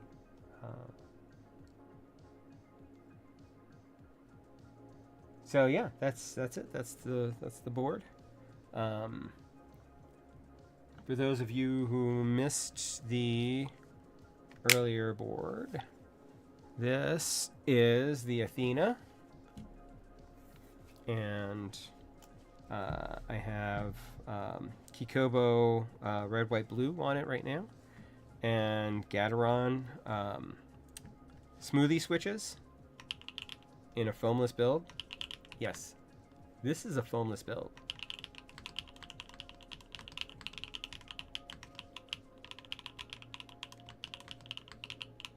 The only issue I have with it is there is the pogo pin connector underneath the mid numbers. So they sound a little different than the other numbers. But with the Gaterons, it's mostly mitigated. It can be more pronounced if you were to use another switch. Keep that in mind. There's only one of this keyboard left, and it's green. You should go scoop that up. Support Nixkeys. And then you can order yourself one of these wonderful patinas. Oh, hey, I still have that screen up, so you haven't seen it. Look at this. Pekow! I love this.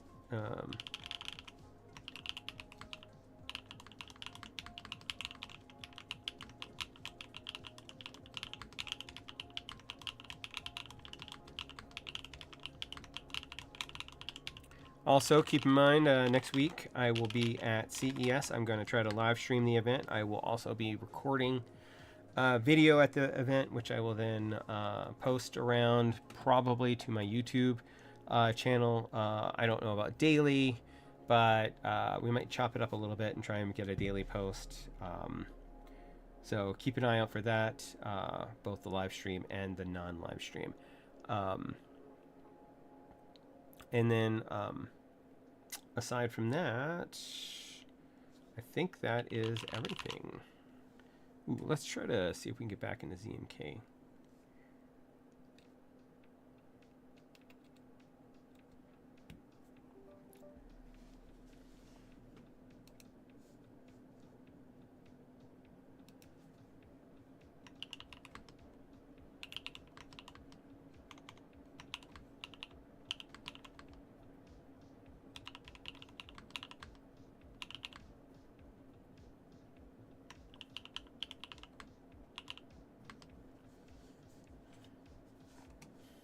So we were trying with the ZMK earlier. I was eventually able to get connected.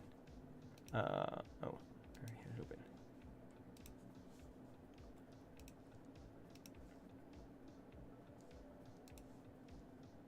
But it is not working.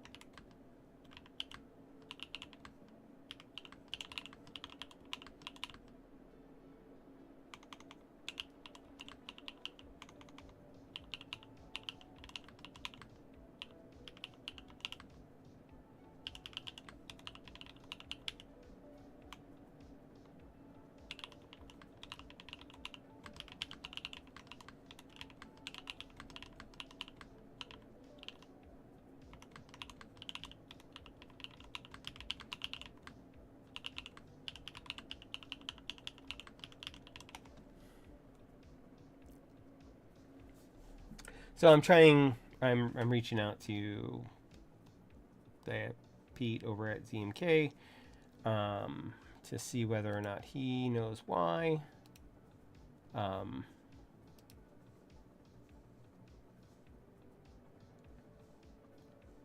So yeah, hopefully I'll be able to get that fixed, and then I'll probably post about it around.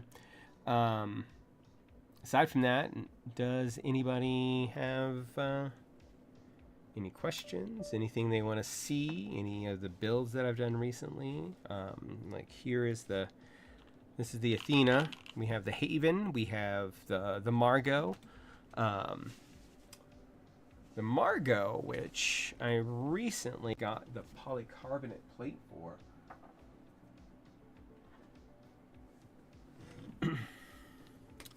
So here is my Margot in all black, and look at that! Look at that grouping, nice. And this is a much quieter board because I have it with full foams. And what switches do I have in here?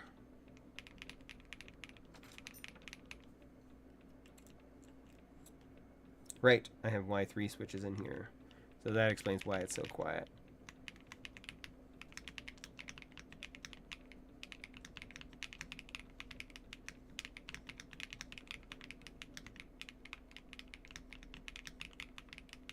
But I like it.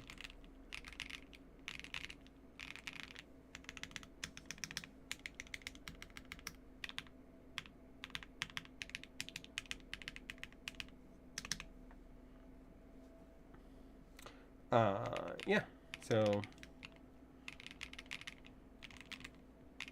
I like it much better with the polycarbonate plate, which I kind of knew I would.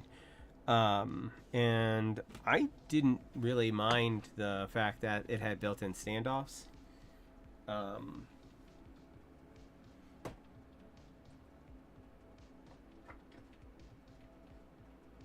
then what else do I have? There is, of course, the agar. This is the polycarbonate agar with the mechanical keyboard, mechanical PCB in it. It is also a little quiet, but for different reasons.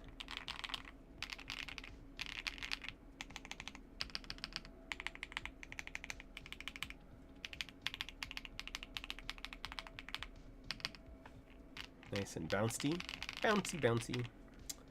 So,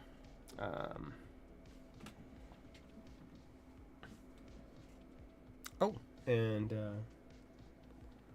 this. This is the Tide 65. Now, I built this. So one of the options this comes with are the Epokmaker Creamy Jade, and that's what's in this one. But this has drop DCX. Now, it's not available in the Tide 65, so I bought the switches and put them in after. But I think that the Creamy Jade and the drop DCX actually work really nice.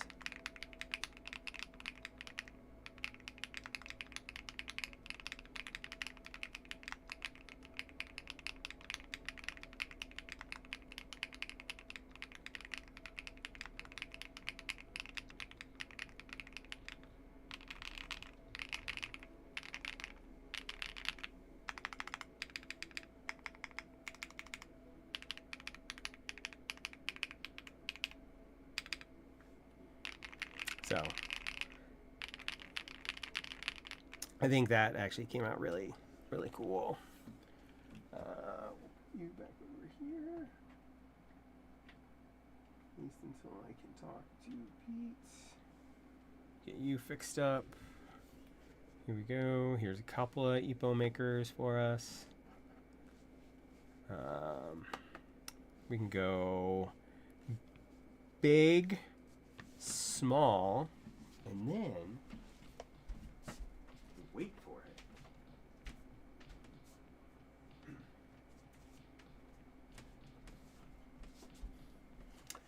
Tiny.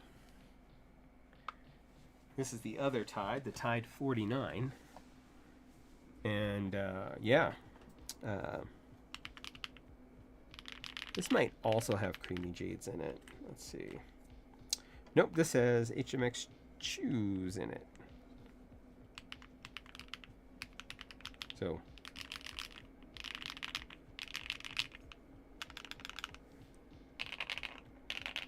such a difference the keyboard makes.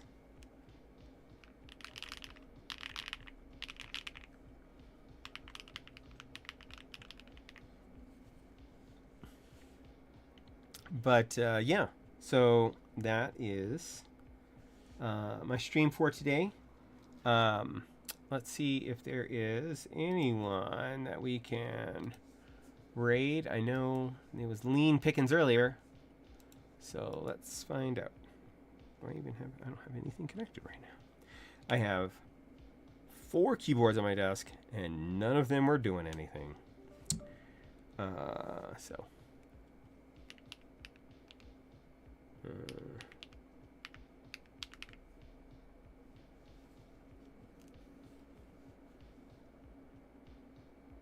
What?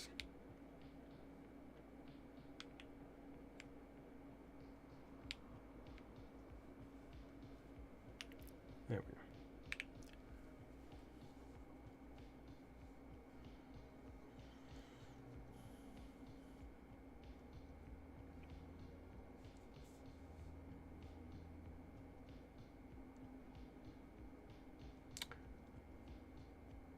Apparently, we're gonna raid Enthusiamy.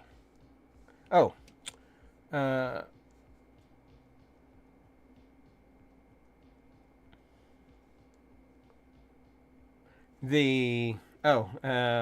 It is not a spacebar. Well, it is kinda.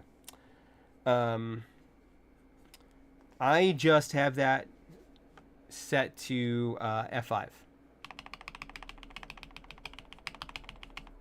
It actually spans all 4 keys in the function row because I don't use F6, F7, or F8. So when you want to refresh, when you absolutely have to refresh the best, accept no substitute.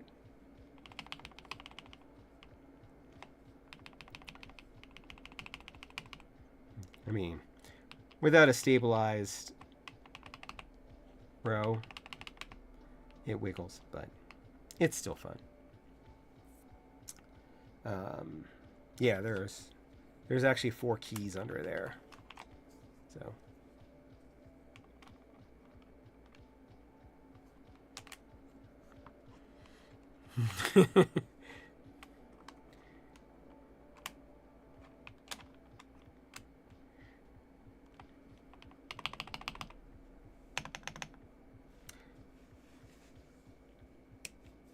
and then you've got your, oh, well, it's not going to show me. It's not going to show you because I need to connect it to something for it to want to show you something.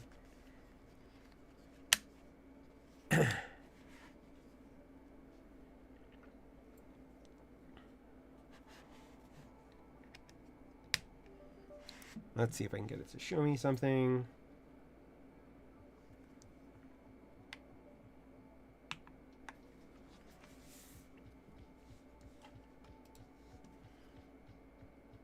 So it's hard to see, but it is the Windows 98 splash screen on the screen.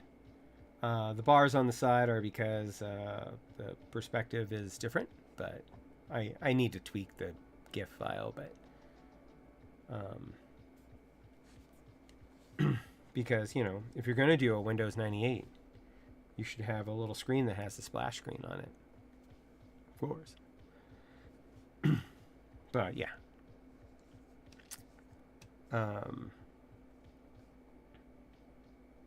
And then, of course, you know, this is all Windows 98 all the time. And sounds great. I mean, for an ABS,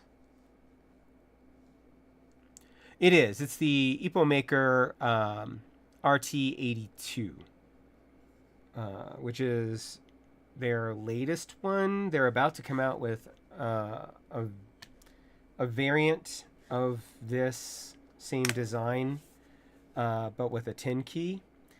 And I'm a little disappointed because they could have taken the opportunity to have it upgrade, because if you look at that keyboard, and I'll probably be looking at one next week, not in an unboxing, but actually, again, for anybody who is not in the know, I am Epokmaker got me a ticket to CES, so I will be visiting them at CES, and then visiting just about every other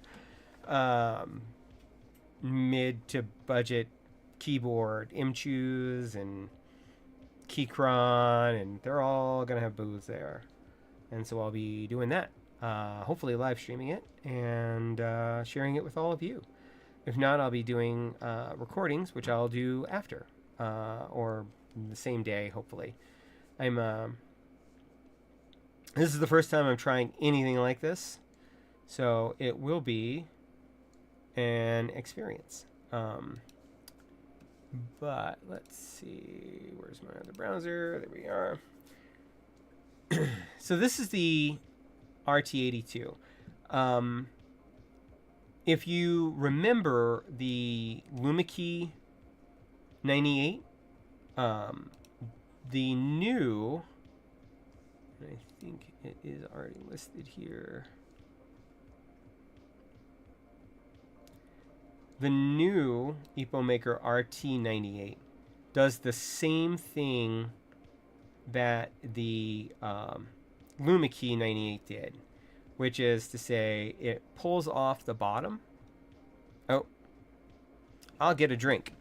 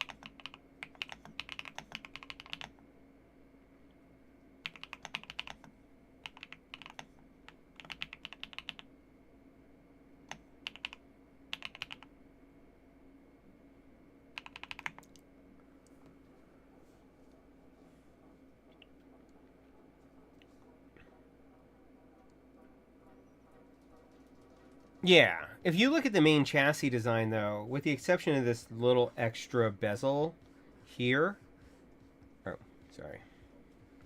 If you look at the chassis design, with the exception of the little extra bezel part on the side, it is essentially the exact same as this RT82. So they could have taken this opportunity to do something similar to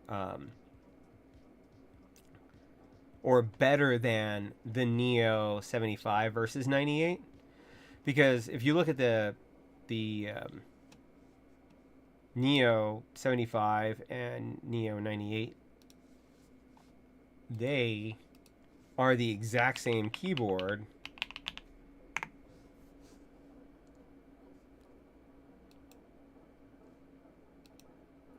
Oh, here you go. They're the exact same keyboard. The only difference is that they chop off the numpad. Like straight up chop off the numpad. So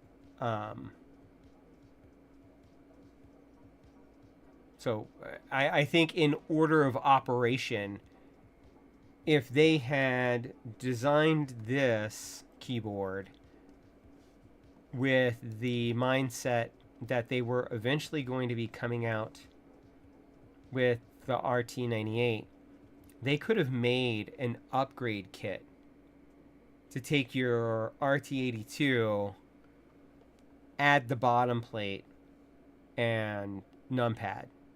Like, you know, did you want to add your numpad? Now you can. Put it on either side, whatever you like. You know, I mean, I think that would have been cool. It would have been so novel. It would have been one of those power moves that I think would have put Epokmaker even further in the enthusiast category. Because now you're giving your people a real choice.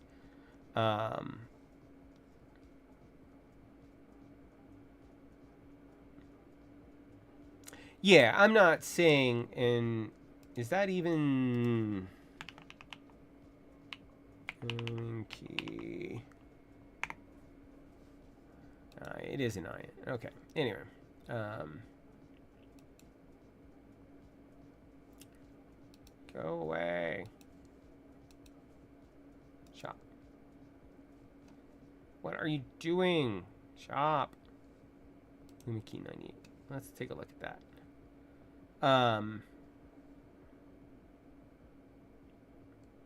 Yeah, it's sold out. I don't know that it's ever coming back. I really wanted one, and maybe someday I'll pick one up on the aftermarket. It's practically the same layout. Yeah, I mean, I'm sure it ran out of stock. They not this past Christmas, but the previous one, they put it on like a pretty big sale, and I don't think it ever came back after that. Let's see. Yeah, so it does support a bunch of different layouts. So you've got that going for it. I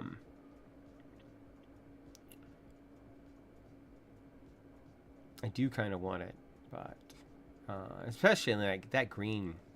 That was that's a really nice green. Comes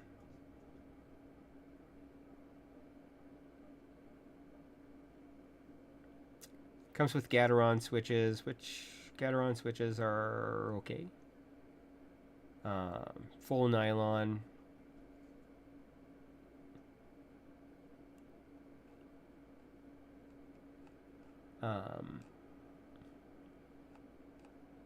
But yeah, I mean, this is obviously the Lumen key is kind of a your top tier of this particular this design. But I mean, you know, you're also talking about I think the price point on this is going to be like 120, so like half of what they're asking for it. You can put legally distinct from Huntrix animated GIFs on your little screen. They're absolutely not from K-pop Demon Hunters. Anyway,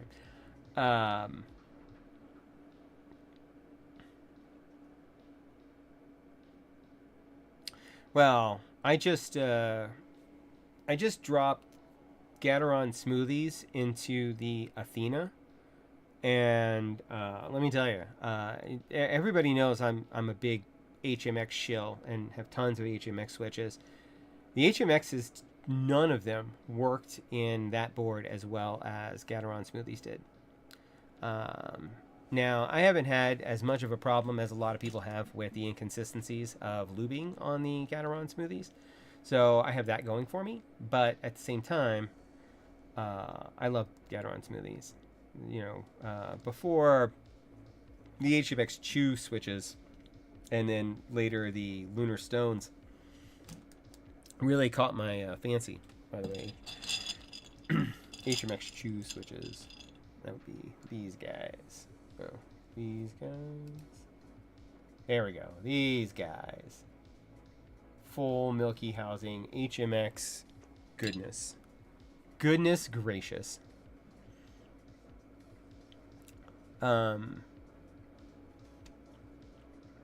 but yeah, so I think that if they had designed the new,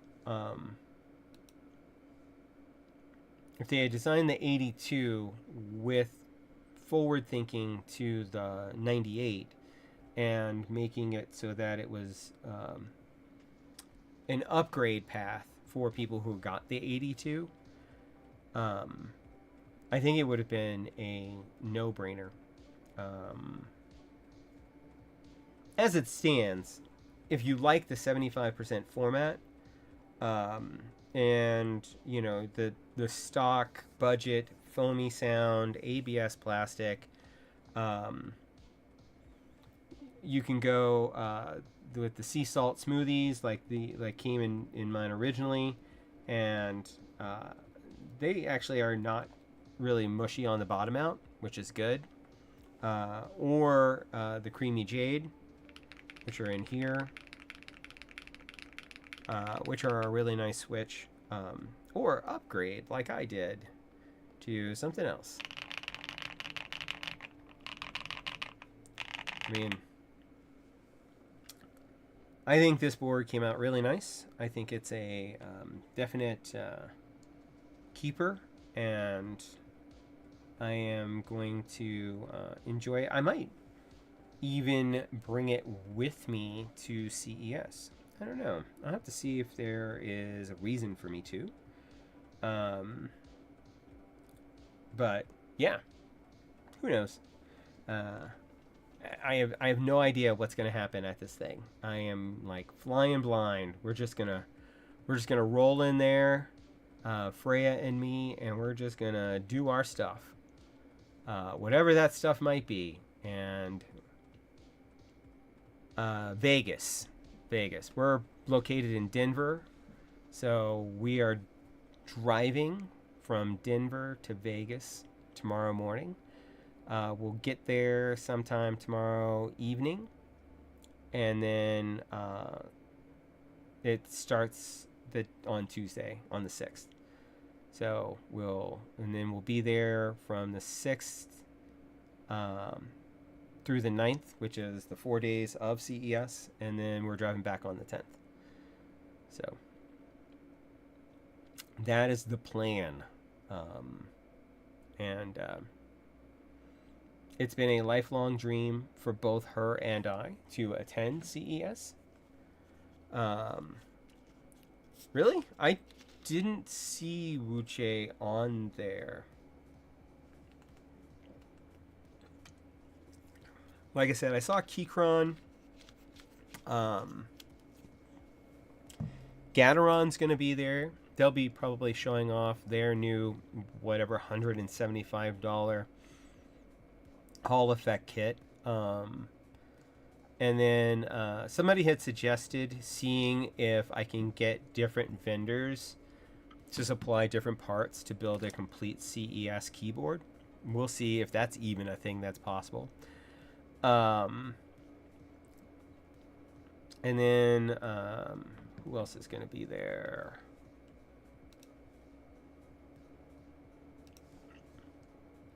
Give me a sec.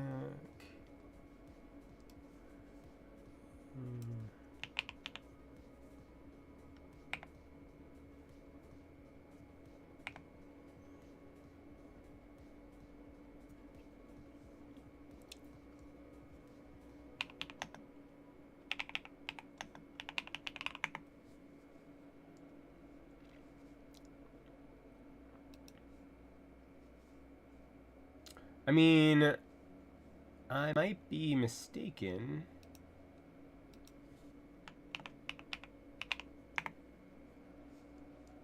I'm not seeing it.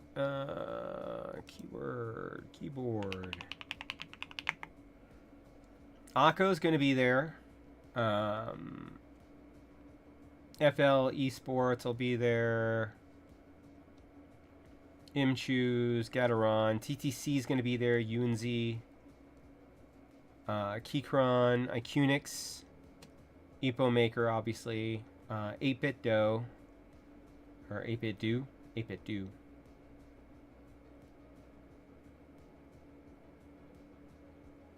if you are familiar with them. There's some others that are not in this list, because I know at least one vendor is not on this list, but was advertising their booth number. And I need to go find out who that is.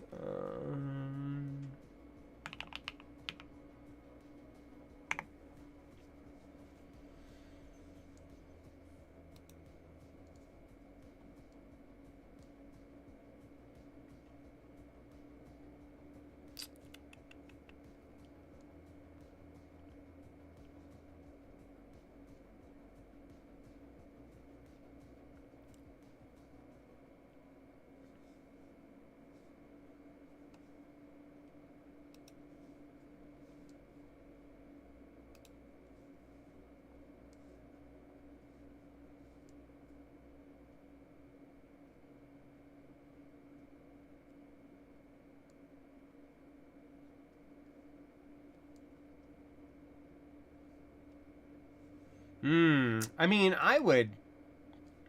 So, as opposed to a lot of people who have looked at that Nama, I think it's fantastic.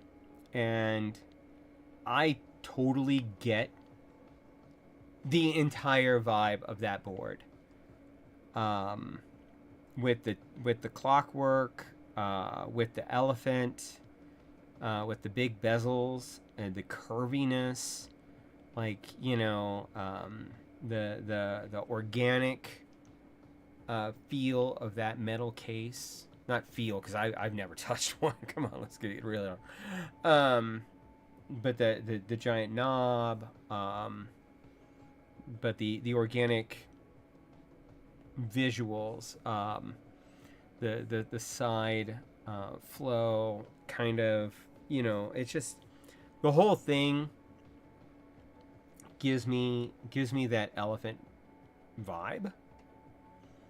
With the clockwork, you're making me think of An Elephant Never Forgets. Get it? Time? And maybe I'm way off base here. I would love to see and build that board, but it's definitely not for everybody. It is though, definitely my aesthetic. Except for the fact that it's a TKL. That's really the only problem I have with it.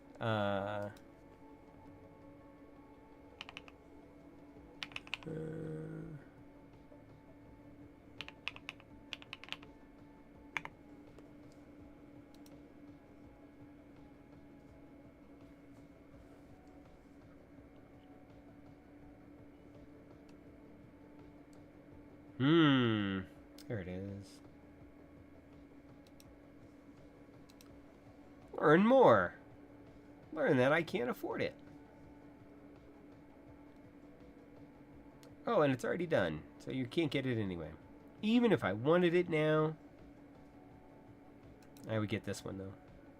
Actually, no, I'd get the blue one. Oh, that blue. I'd get this one. Only $899 until you add the tourbillon. Then it's only $1,300.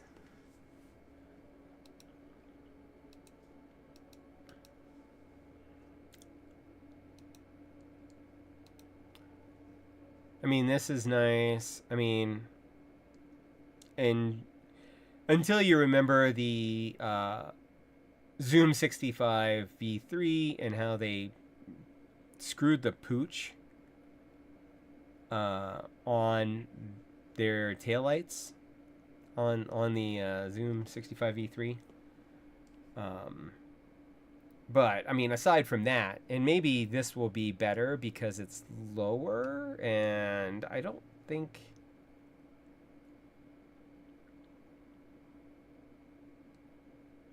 Yeah, and this doesn't have a ball catch.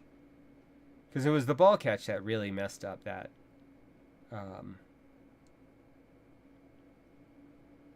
that tail light. Like, let me tell you, like no man's business. I went through 4 of those tail lights. And now I just don't open it anymore. I have a spare just in case, but I don't open it. I love the idea behind the Zoom 65 V3.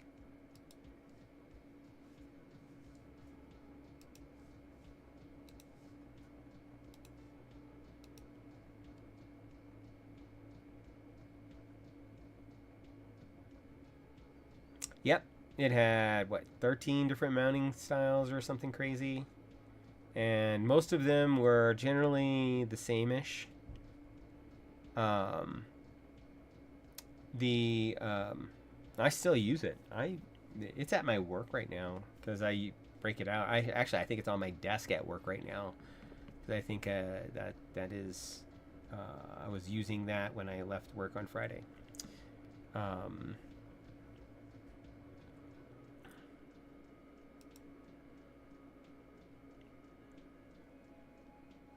And yeah, so.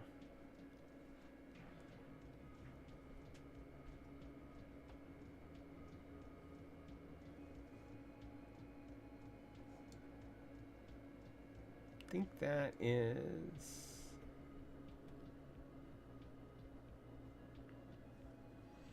Now, if we want to talk about a new keyboard besides the RT98, which I would totally own the RT98 if it came in a color not beige.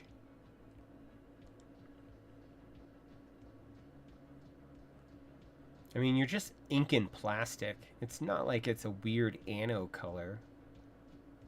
Couldn't you just give us a black?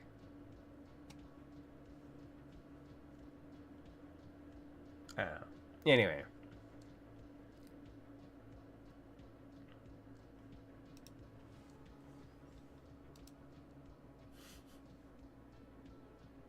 I don't know why they decided to put this on their website for the LCD screen customization tool, but okay.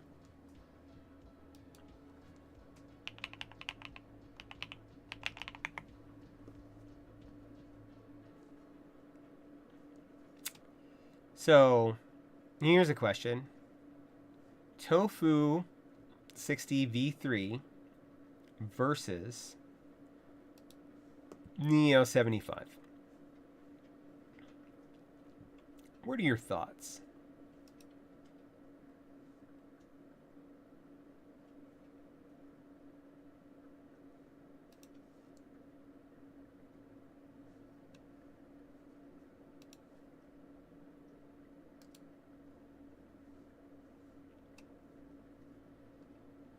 This is the one I would get were I purchasing. Now you've got to figure in your shipping cost, which is going to add probably put you just over 200. So then we jump over here. Let's say I am going to be building a similar. Not royal blue. Where's my other blue?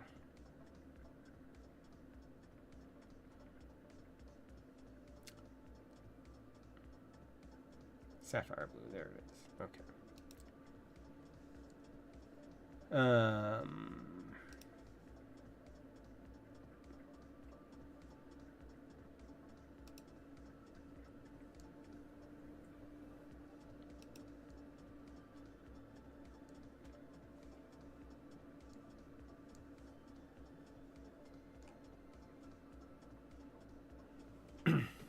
So this, if I were getting the tofu, I would go with the HHKB only because I don't have enough HHKB in my life.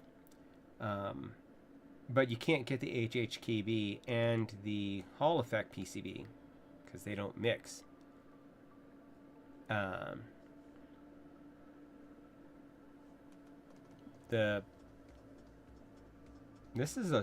This offers a solder PCB. The tofu does. It's right here. It's even cheaper. Wired solder.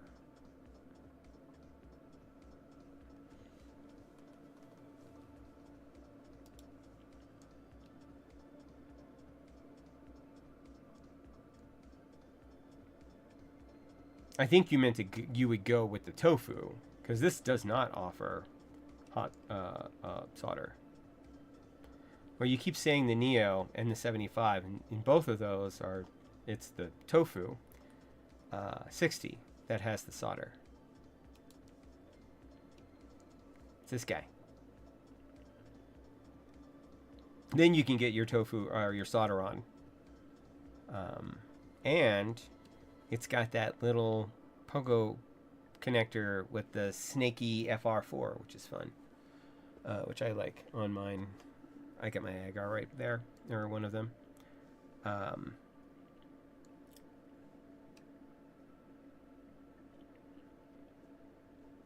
But yeah. See, I would probably go for the tofu to get the HHKB, and I would get a PC plate and a PEI plate, because I don't have anything that has a PEI plate on it right now, and I want to try out PEI, because that's what I do in the hobby, is I like trying new things. So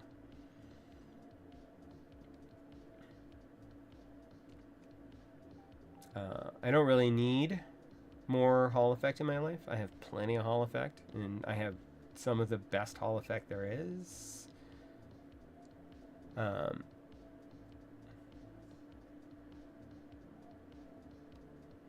Yeah, and I can see that. I'm not really interested in the in solder, but actually, if I went with this, I would not get a 75. I would get the 98, but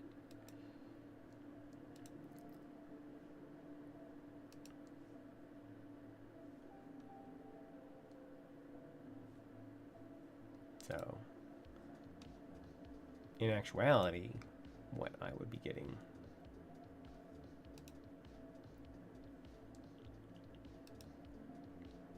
would be this, and it's still only 179.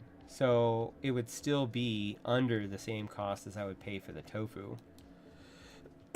Although that's not even figuring in shipping for this pre-order, which I'm guessing is still going to be a thing even if I get it through Divinity. Earlier I was pricing it out with purple instead of blue. I don't know why it wants me to buy plus 84 accessories for my tofu, but whatever. And I think I went with the internal copper weight, and that brought it up to 262 total, which isn't bad.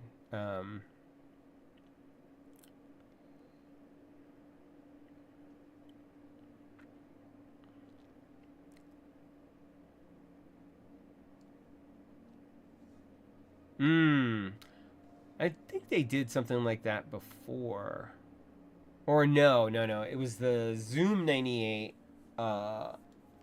offered. They added FR4 plates with every order, so you got both a PC and an FR4 plate, which I used for a little bit and then took away. But anyway.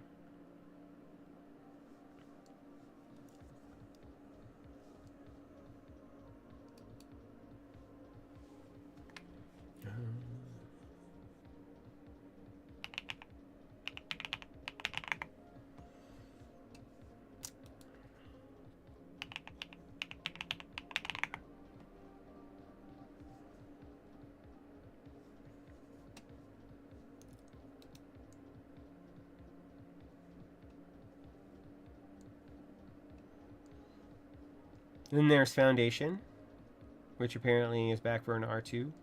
That's fun, I guess. If you like beige, I don't. So, but I like it with the accents. But I wouldn't pay that much for it. Just like I like Splash better. Blot is better.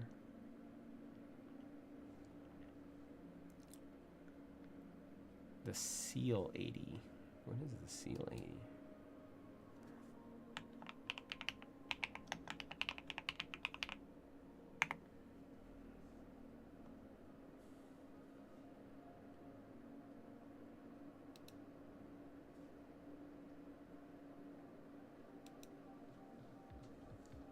You're not helping me.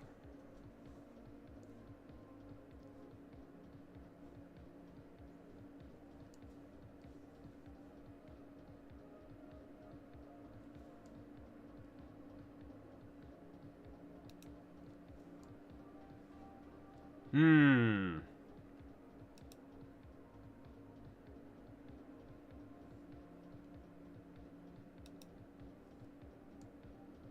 That's not bad. I like the oh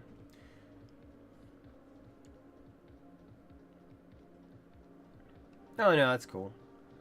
Um, I like the curve edge. Like my Petrichor has that kind of not straight edge, like certainly not like these, but more like the agar, but even curvier, and I like it. I mean, it has a great tactility to it, like, you know, because I'll sit here and I'll do things like this, which you can't see because I got a thing up, but basically I run my thumb along the edge of the keyboard, and I know that a lot of people do that.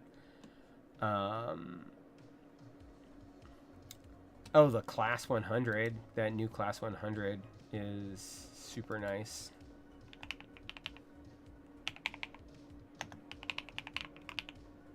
Keyboard.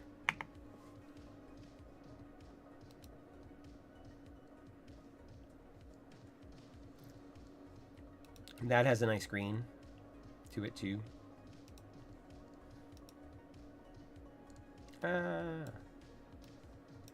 And also is curvy, but only on the front and back, not on the sides, which is reminiscent of the old IBM keyboards, I think.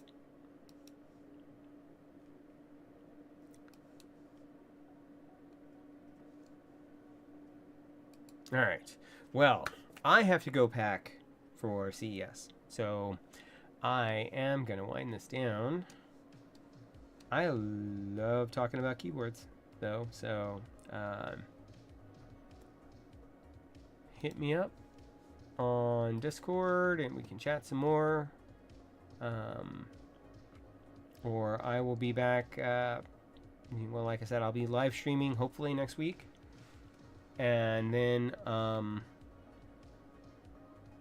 I will be streaming. I don't know if I'm going to stream next Sunday. I might be recovering from the trip. Yeah. See you on the next one. Did we ever get any keyboard? No. So, yeah, I'm going to go ahead and raid Enthusia Amy. She is playing old school, you know, with our retro PC.